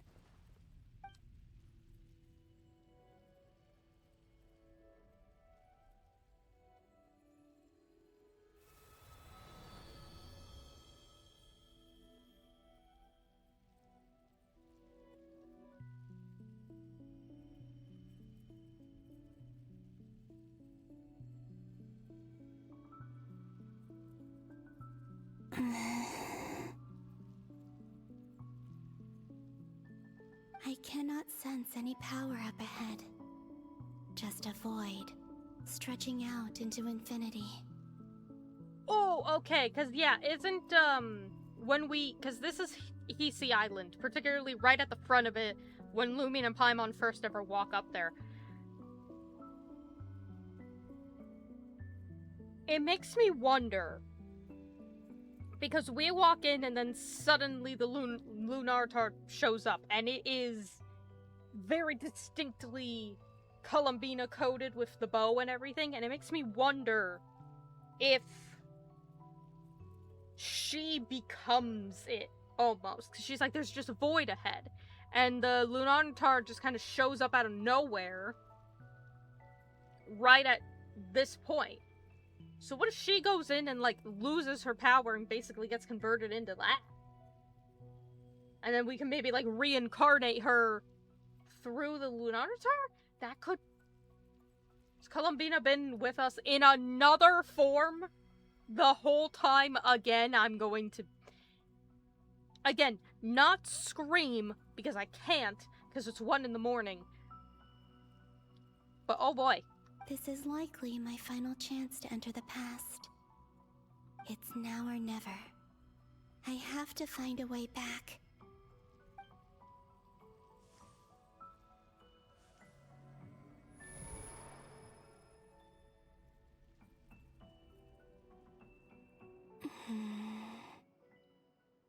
Hisi Island? How far back in time is this? Where's Luanatar? I can't sense her presence this time.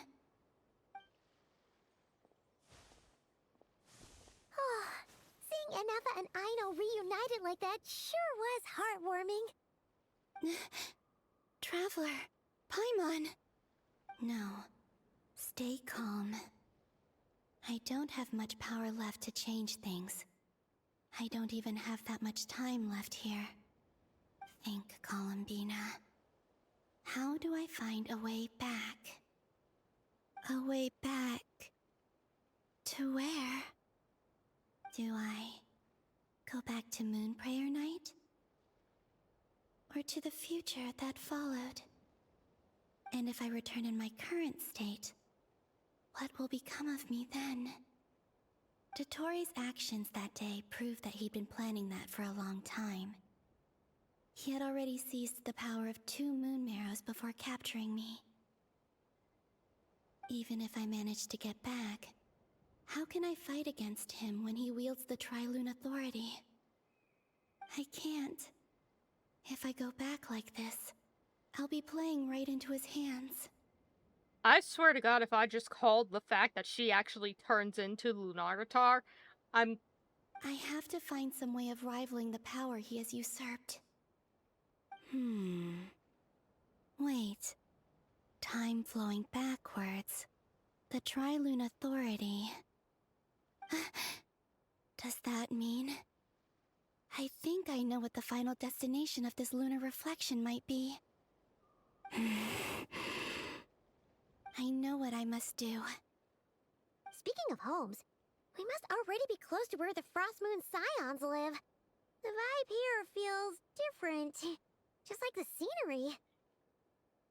But how do I communicate my plan to my friends? Should I write it down here? No, someone else will see it. I need something with a close connection to me. Something I can use as a medium to tell them what's happened to me in here.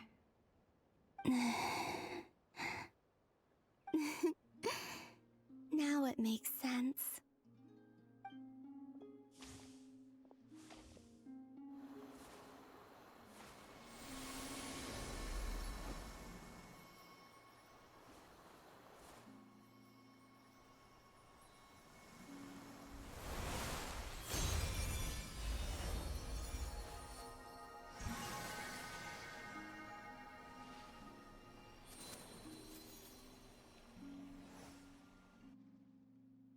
Hey, what was that? I feel like some sort of breeze blew by, and then the petals suddenly turned into...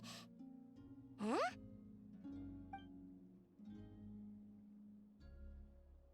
It was I who brought Luanatar into being. I gave up a piece of my own soul to create her. Oh, okay, so she doesn't become it, but also kind of technically. So I wasn't too far off. That's why I could sense a familiar power from the moment I entered this space. And because it's a part of her soul, that's why it didn't want to leave at any point, and it stuck to the Traveler so much, because it was also part of the plan. Alright. It also explains why she's been present in every past location that I've entered. Because we have a deep connection. Hey there! What's your name? And the reason why there are no more gates to the past after this point is that Luanatar hadn't been born then. No wonder I sensed the trace of a blessing when we first met. But I still didn't recognize the soul hidden within you. Back then, I was just a little lost dove. I had yet to become Columbina Hyposelenia. Go on. Go on now. We've got stuff to do. Best you find someone else to hang out with. Nah, you're stuck with the... Hey, you scared it off. I'll be counting on you.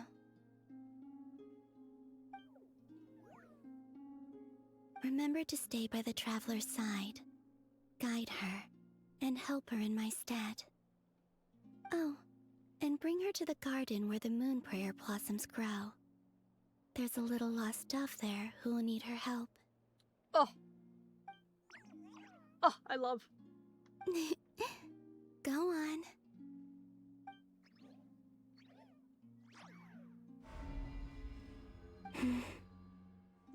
You too.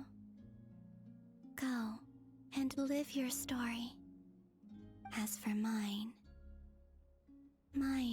must go in a different direction.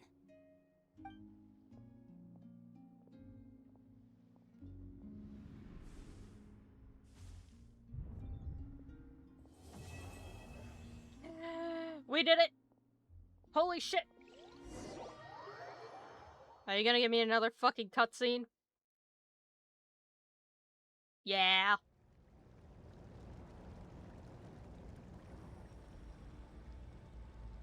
How would you like to experience the thrill of never being held accountable for your actions? You could crush people like ants without consequence, or tear off their heads or limbs as you please. Sir? What? Buddy. Not everyone is as deranged as you are. Number one. Number two, the only one who I want to do that to is you. Believe me, such a life is but one small step away. What point is he trying to make? Freedom? But the freedom to kill? To do evil and get away with it? Buddy, if you wanted freedom, Mondstadt's right there. Why would you offer me that? The creation of a world is the ultimate scientific experiment. I have taken my research to the highest level, where I shall be not just a god, but also a servant to many sacred spirits. I shall heed the truth and perform holy deeds.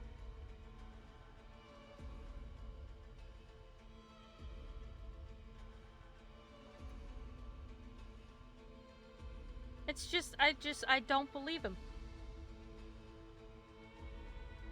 I'll be the servant to the spirits. No, the fuck you won't. You'll crush them under your heel. Because you're an asshole, and no one likes you. A god's laboratory is the perfect playground. But it needs the right occupant to explore its full potential. Mortals are found everywhere one looks. Not so with Descenders. I'd prefer my first guest to be a distinguished individual such as yourself. And I know you could make the most of the opportunities it offers. So the condition for entering the New World is to take innocent lives. The same dilemma that Rerir once faced. Yeah. Could I really bring myself to kill others for my own benefit? Rerir did. And look where it got him. Look, Lumine, I am down to kill a bitch. Alright? We all know. I am down to kill a bitch. I have specifically said, Lumine, go kill a bitch multiple times. Alright? However, there's specific reasoning for that. And also, again, the only one I want to do that to, right now, is Dottore. Have you made up your mind? Can I kill you? I can't do it. I can't do it unless I get to murder you. Your playground is no place for me. You're putting your hopes in the wrong person. But we both know I'm not quite the hero you say I am either. I have my own reasons for the journey I'm on. And they aren't all selfless. You've grown a lot since we last met. But there are still things you are unwilling to compromise on. This will only hinder you. Buddy, look, maybe if you gave me a motive, like the one I have against you, it'd be different. But these are just two guys just spawned out of existence that are just kneeling on the floor not doing shit. Like, at the very least, try to entice me. Why don't I lower my requirements a little as a gesture of goodwill? I'll give you a little time to learn to be a less noble soul. That'll make things much easier for you. Oh, thank you, my new god. How fucking gracious of you to give me the gift that is, time to lower my standards. By God, it's all I could have ever asked for in life. I really doubt I could live that sort of life. And yet you already sound less defiant than a moment ago. The benefits appeal to you because you can read the signs of the times. Why don't we return to my research facility? Your last visit was so rushed. There is much that I have yet to show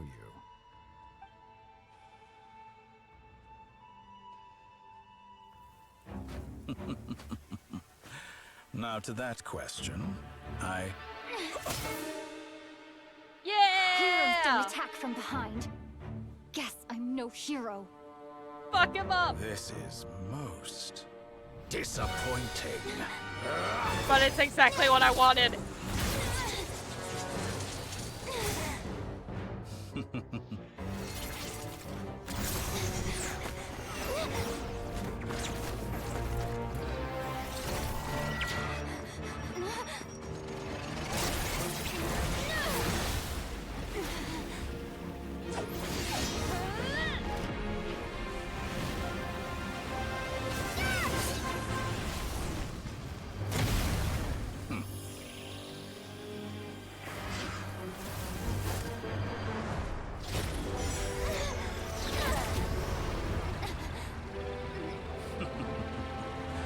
Now then.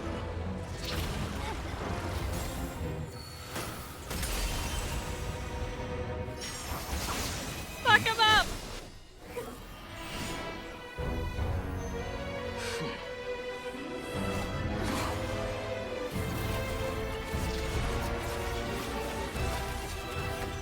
A new face. Interesting.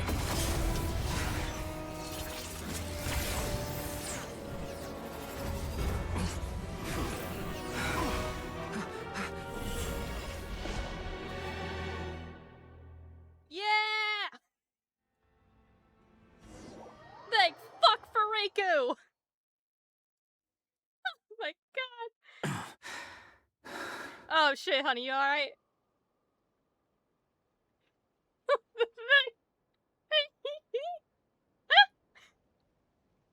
She did it! She did the thing I wanted her to do! She stabbed the bitch! That's all I've ever wanted! Oh god, I'm laughing so much I'm dying. Oh, fuck me. Hey, Mr. Rondon, how you doing? Oh my god, she did it! Lumen, yes! I'm so glad she stabbed him! That's what I wanted! Oh my god!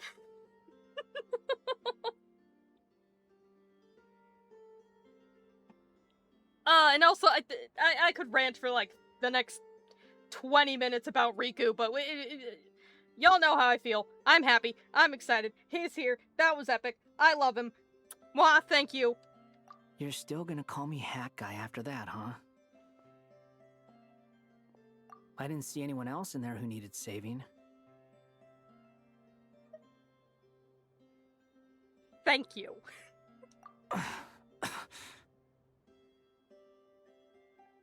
If that bastard hit my boy with even if he had a single laser, grazed my man.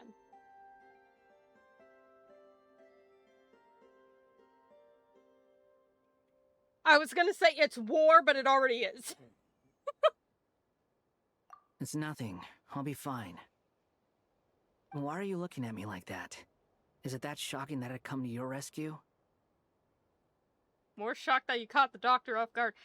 Yeah, again, remember, he doesn't know who Riku is anymore. Because retcon. I owed you a favor back in Sumeru. Now we're even. Distracting Dotori was tough. I won't lie.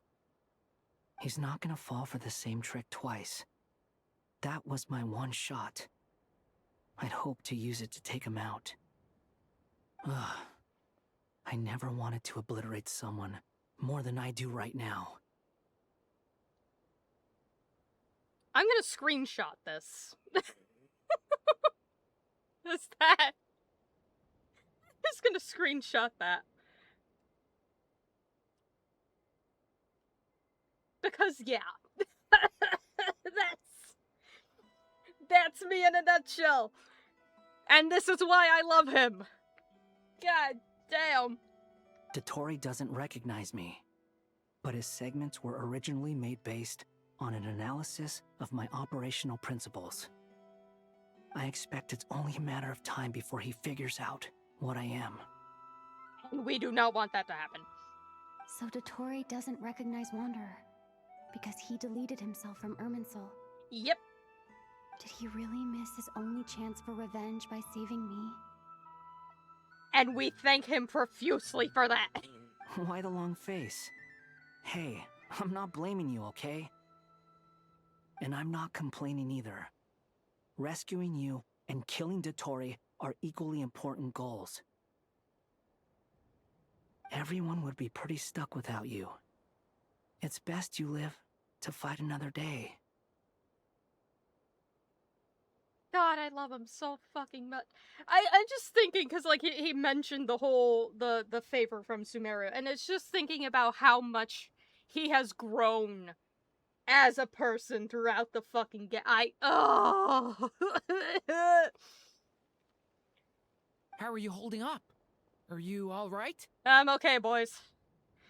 Hat Guy said to put safety first, so we agreed to run as far away as we could after leaving the energy field, and only meet up once it was safe. Like, he's putting safety first and everything. God. I love all of them. So much. And it's good to not be kidnapped anymore. You don't look injured. It seems that Dottore didn't do anything to you.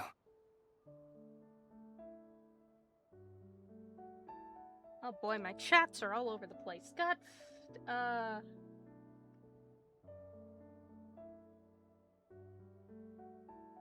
see? Okay, hold on. Meant to ask, are you... gaming PC parts in terms of what's good? I know some, but I need an opinion of someone that knows more about the components. I have had to do a lot of research into various components recently to try and diagnose what was wrong with my computer. I can try. I'm not going to pretend that I am a master of it in any way, shape, or form, but I can do my best.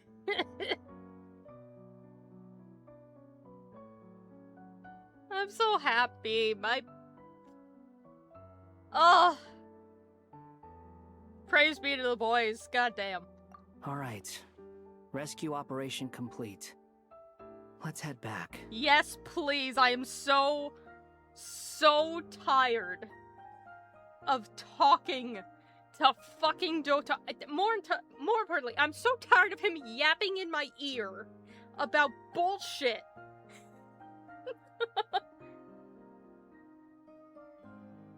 Like I said, I'll try my best. There's a lot more work to be done before this is over. Yeah, there's a whole other act still left. Yeah, that one right there. Would you look at that? Oh, and no, you can't, no, you can't throw me back in. We finished Act 7.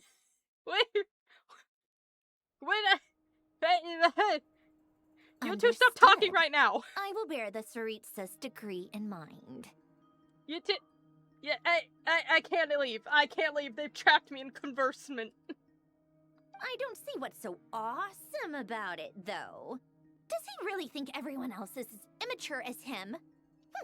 I'm not stooping to Tartaglia's level. You know what? You know what?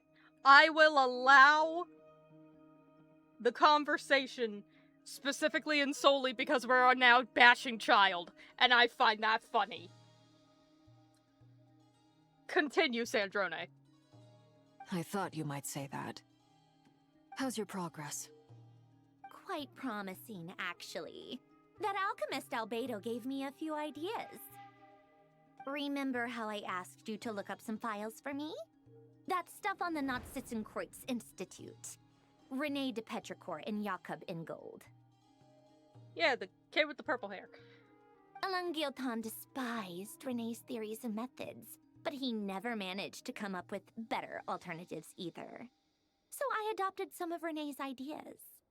I thought Alain was like a father to you. He and Renee were mortal enemies, were they not? Yes. And what would you say if Lenny and his friends one day learned something useful from someone you utterly detested? I would applaud them for it. That would mean that they have surpassed me. Oh, look at her praising her kids. We love. Honestly, I was not expecting to like Arlecchino as much as I did. Like, when she was first announced, I was like, okay, she looks cool. I know nothing about her. And then I learned about the whole... I learned, like, bits and pieces of things. Like, y'all remember when I was in Fontaine. I was like, I know, like, but not quite. But, like, I was not expecting Arlecchino to be as, like, chill and compromising and caring about the kids and her nation and saving people and everything as much as she is. Like, she is, like, legitimately... I love her. Honestly, I was not expecting to like Arlecchino as much as I did, but she's, like, one of my favorite harbingers now. Like, honest to God. I already took my pill, Streamlabs. Shut up. I'm praising Arlecchino. For all we know, Alain Guillotin might have thought the same thing. Not that it matters, though. He's dead, and I'm alive. So it's my call to make. Fair enough. Once you die, it doesn't matter how great you were in life. Only the living get to decide what happens next. Fair enough. Look, everyone, I'm alive! Come on out. They're back. I did it! I'm good. I'm back. I'm not kidnapped anymore. Huh? Yeah, the boys did it. God bless them. You're back? And your head's still screwed on? And you still have all your limbs? Yeah, I know. I'm surprised, too. What does it look like? Way to keep your composure, madam. I mean, to be fair, he did talk my ear off to the point where I almost wish he took my goddamn head away, but, you know. Excuse you. I am perfectly composed. So anyway, hi, I'm back. Glad you're okay. Yes, it's a huge relief. Sorry for making you all worry. Lumine, that's not your fault. You didn't ask to be kidnapped. You didn't ask to have a man torture you by talking your fucking ear off about a bunch of bullshit nonsense for who knows how long. The fuck? Worry? Oh, yeah, right. You think we, the Fatui, were worried about you? Yes. We were worried sick. Hey! I love her. The Traveler and I were already friends. You are free to join this mission in whatever capacity you please. Much like your tea parties. It's a laugh a minute with you guys. Isn't it great when you reunite with your old co-workers? I must say, I was quite surprised when Mr. Albedo told me he would need no additional aid. We discussed this on our way back as well. I am rarely so unequivocal, but in this case, we had full confidence in Hat Guy. Yay! He said he knew what he was doing. Albedo and I pretty much had to just wait outside on standby. Meanwhile, Hat Guy broke into the energy field and rescued the Traveler solo. He's just that good. You didn't have to mention that. Well, I'm thoroughly impressed. You are a force to be reckoned with, Hat Guy. Is she back? Is she really back? Oh my god! The reunion! Traveler! It's really you! Huzzah! Oh, thank goodness!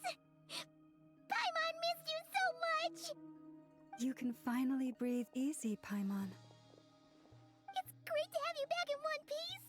Oh, Paimon's been having nightmares the whole time you were gone! Oh, Paimon, it's okay, sweetie. Look at them. You know, once you reach my age, there's nothing better than watching a misty-eyed reunion between friends. And how often does that happen for you, Nefertu? It's nothing. Same goes when you get to my age, too. I bet Ino and Anefa would be tearing up as well if they were here. Varka, I'm not sure Anefa can cry. She can enter sympathy mode or something. Oh, yeah, good point. Hey, your eyes are looking a little red and puffy. Come here, let's hug it out. Ah. What? Ew, no! No, thank you. You're not my dad, okay? Knock it off! Hey. Let the man use his dad energy, alright? He's been holding it, like, so long for this. He has been able to do so little in this whole nation. Let him be emotional support, at the least. Everyone, I'm sorry for all the trouble I caused you. But the silver lining is, I didn't come away from this ordeal empty-handed.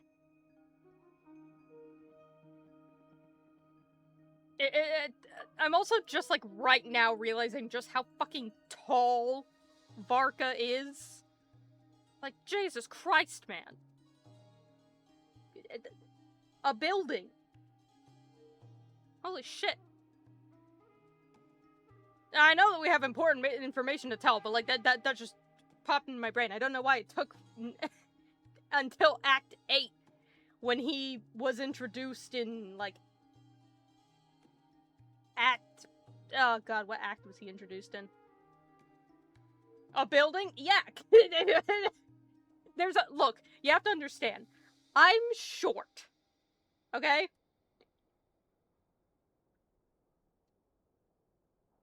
There's a certain point where people are taller than me, where I'm like, nah, you're not just tall. You're a building. Okay?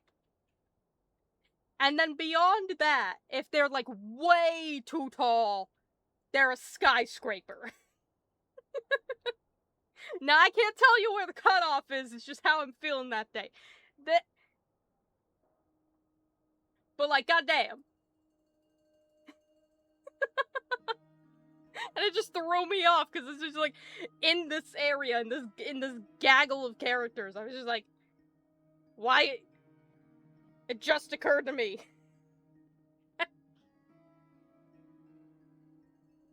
How tall I was back then? I'm 6'9". Yeah, so you fall in the skyscraper range. You fall in the skyscraper range.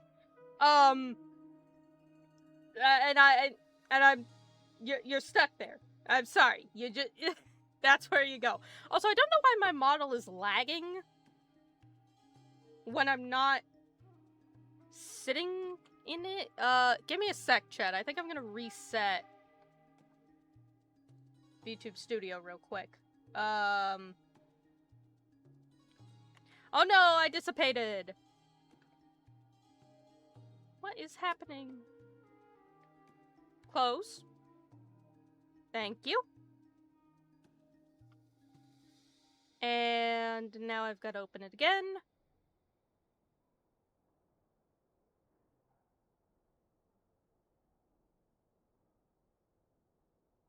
But it's like, I got so much info to tell you. Also, this man is really tall and I only just noticed.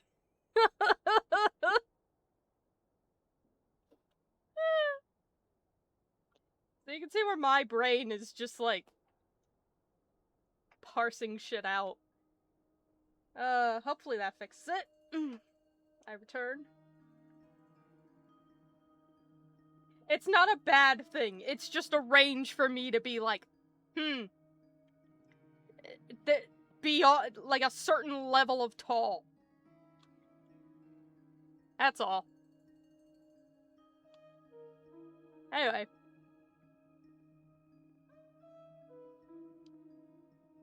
While I was being held captive, I learned a lot about Dottoro's current capabilities and what he plans to do with them. Allow me to explain. I'm gonna explain as much as I can, because I'm gonna be honest, that man ranted off on my ear for hours and hours, and he was just saying so much.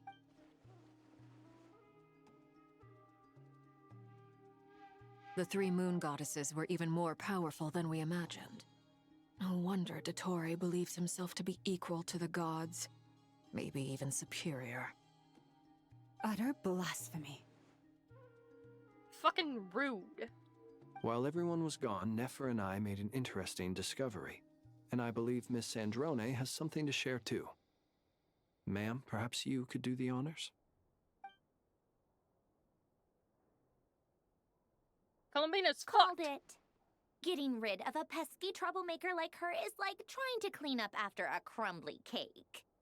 It always comes back to haunt you. Hey, cake analogy, my favorite kind. Anyway, she's alive. That's all that matters. Our next step is to find a way to bring her back. A place where time flows backwards, with no destination in sight. Surely it must have been created for a specific purpose. But I fear the answers are buried deep in Tevat's history, held by great powers beyond our reach. Okay, so Albedo, if you want answers, turn around and look at the thing behind you. It sounds like she's on a specific path through time, just traveling in the opposite direction to us. He gets it. The question is, where does that path lead? Or will it keep going to infinity? We considered that question as well. Strictly speaking, time is not infinite. Indeed not.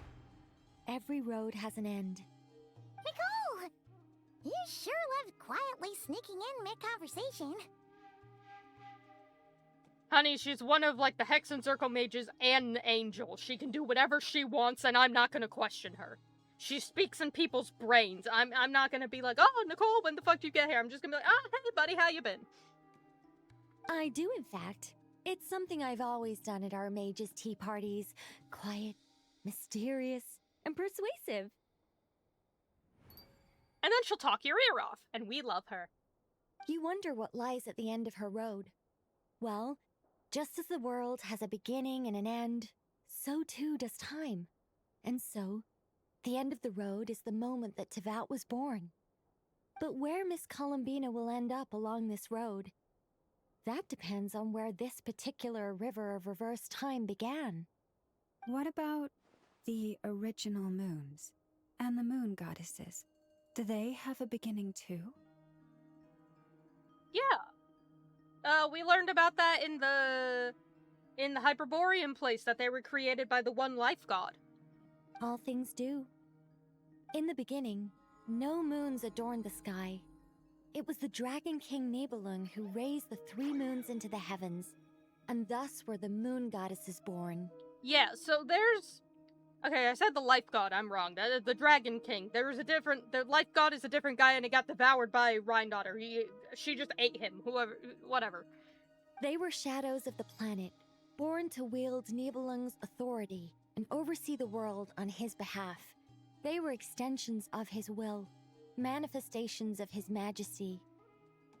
But then one day, they disappeared just as suddenly as they had once been brought into being. Nobody knew where they had gone.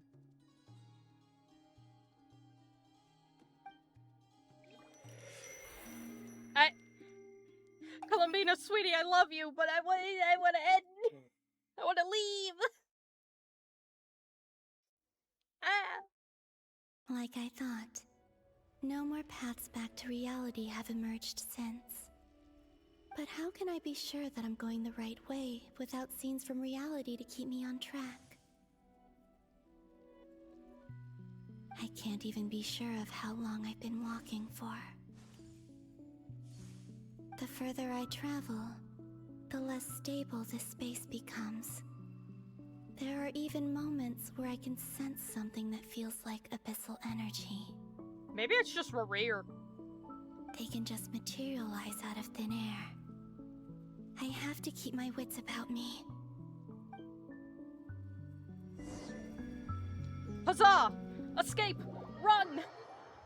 Fucking run! Finally, freedom! Holy shit! Run! Run! Durin, run! Durin, sweetie, I need you to run. The only place we know is safe. Which I have to reconsider is not going to be safe after the update, because Mondstadt. I can't go to Liyue right now. Then we'll have to run to Sumeru. We'll have to run to Sumeru. Anyway, by God, that was a lot. Oh wait, I have achievements. No, not friends. Yeah, the Heretics Utopia. That bastard. Ugh. Oh my God. We're free. We're free. I'm not kidnapped anymore. Thank God. The man cannot yap in my ear any longer. Oh. Jesus Christ.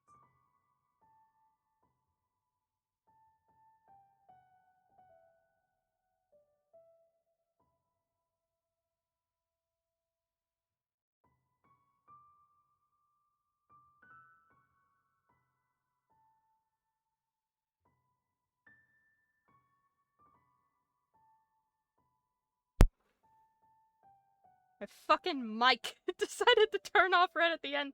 Rude. Anyway. I'm gonna end that there, but oh my God, Columbina's alive, I'm free, I'm so fucking happy. I'm happy my boys are here, I'm happy that they're hanging out with each other, I'm happy Riku is, like, building up to the conclusion that he deserves. I'm so glad Lumin stabbed Dottore. Right through the back. Oh, that was satisfying. Anyway, we are now officially in Act 8. So, depending on how long it is, we're either going to finish Nod-Krai Tuesday, or probably, because these acts are really long, on Friday. We'll see. But it's going to be done this week. Oh! And then I get like one stream of freedom and then the game updates. But hey, you know what it is. Anywho, I'm gonna end that there. Thank you all so much for dropping by the stream. I very much so appreciate it. I hope you all have a wonderful night and the sweetest of dreams. Thank you for stopping by, and I will see you all next time. Goodbye. And you can enjoy my broken end screen because my credits don't work.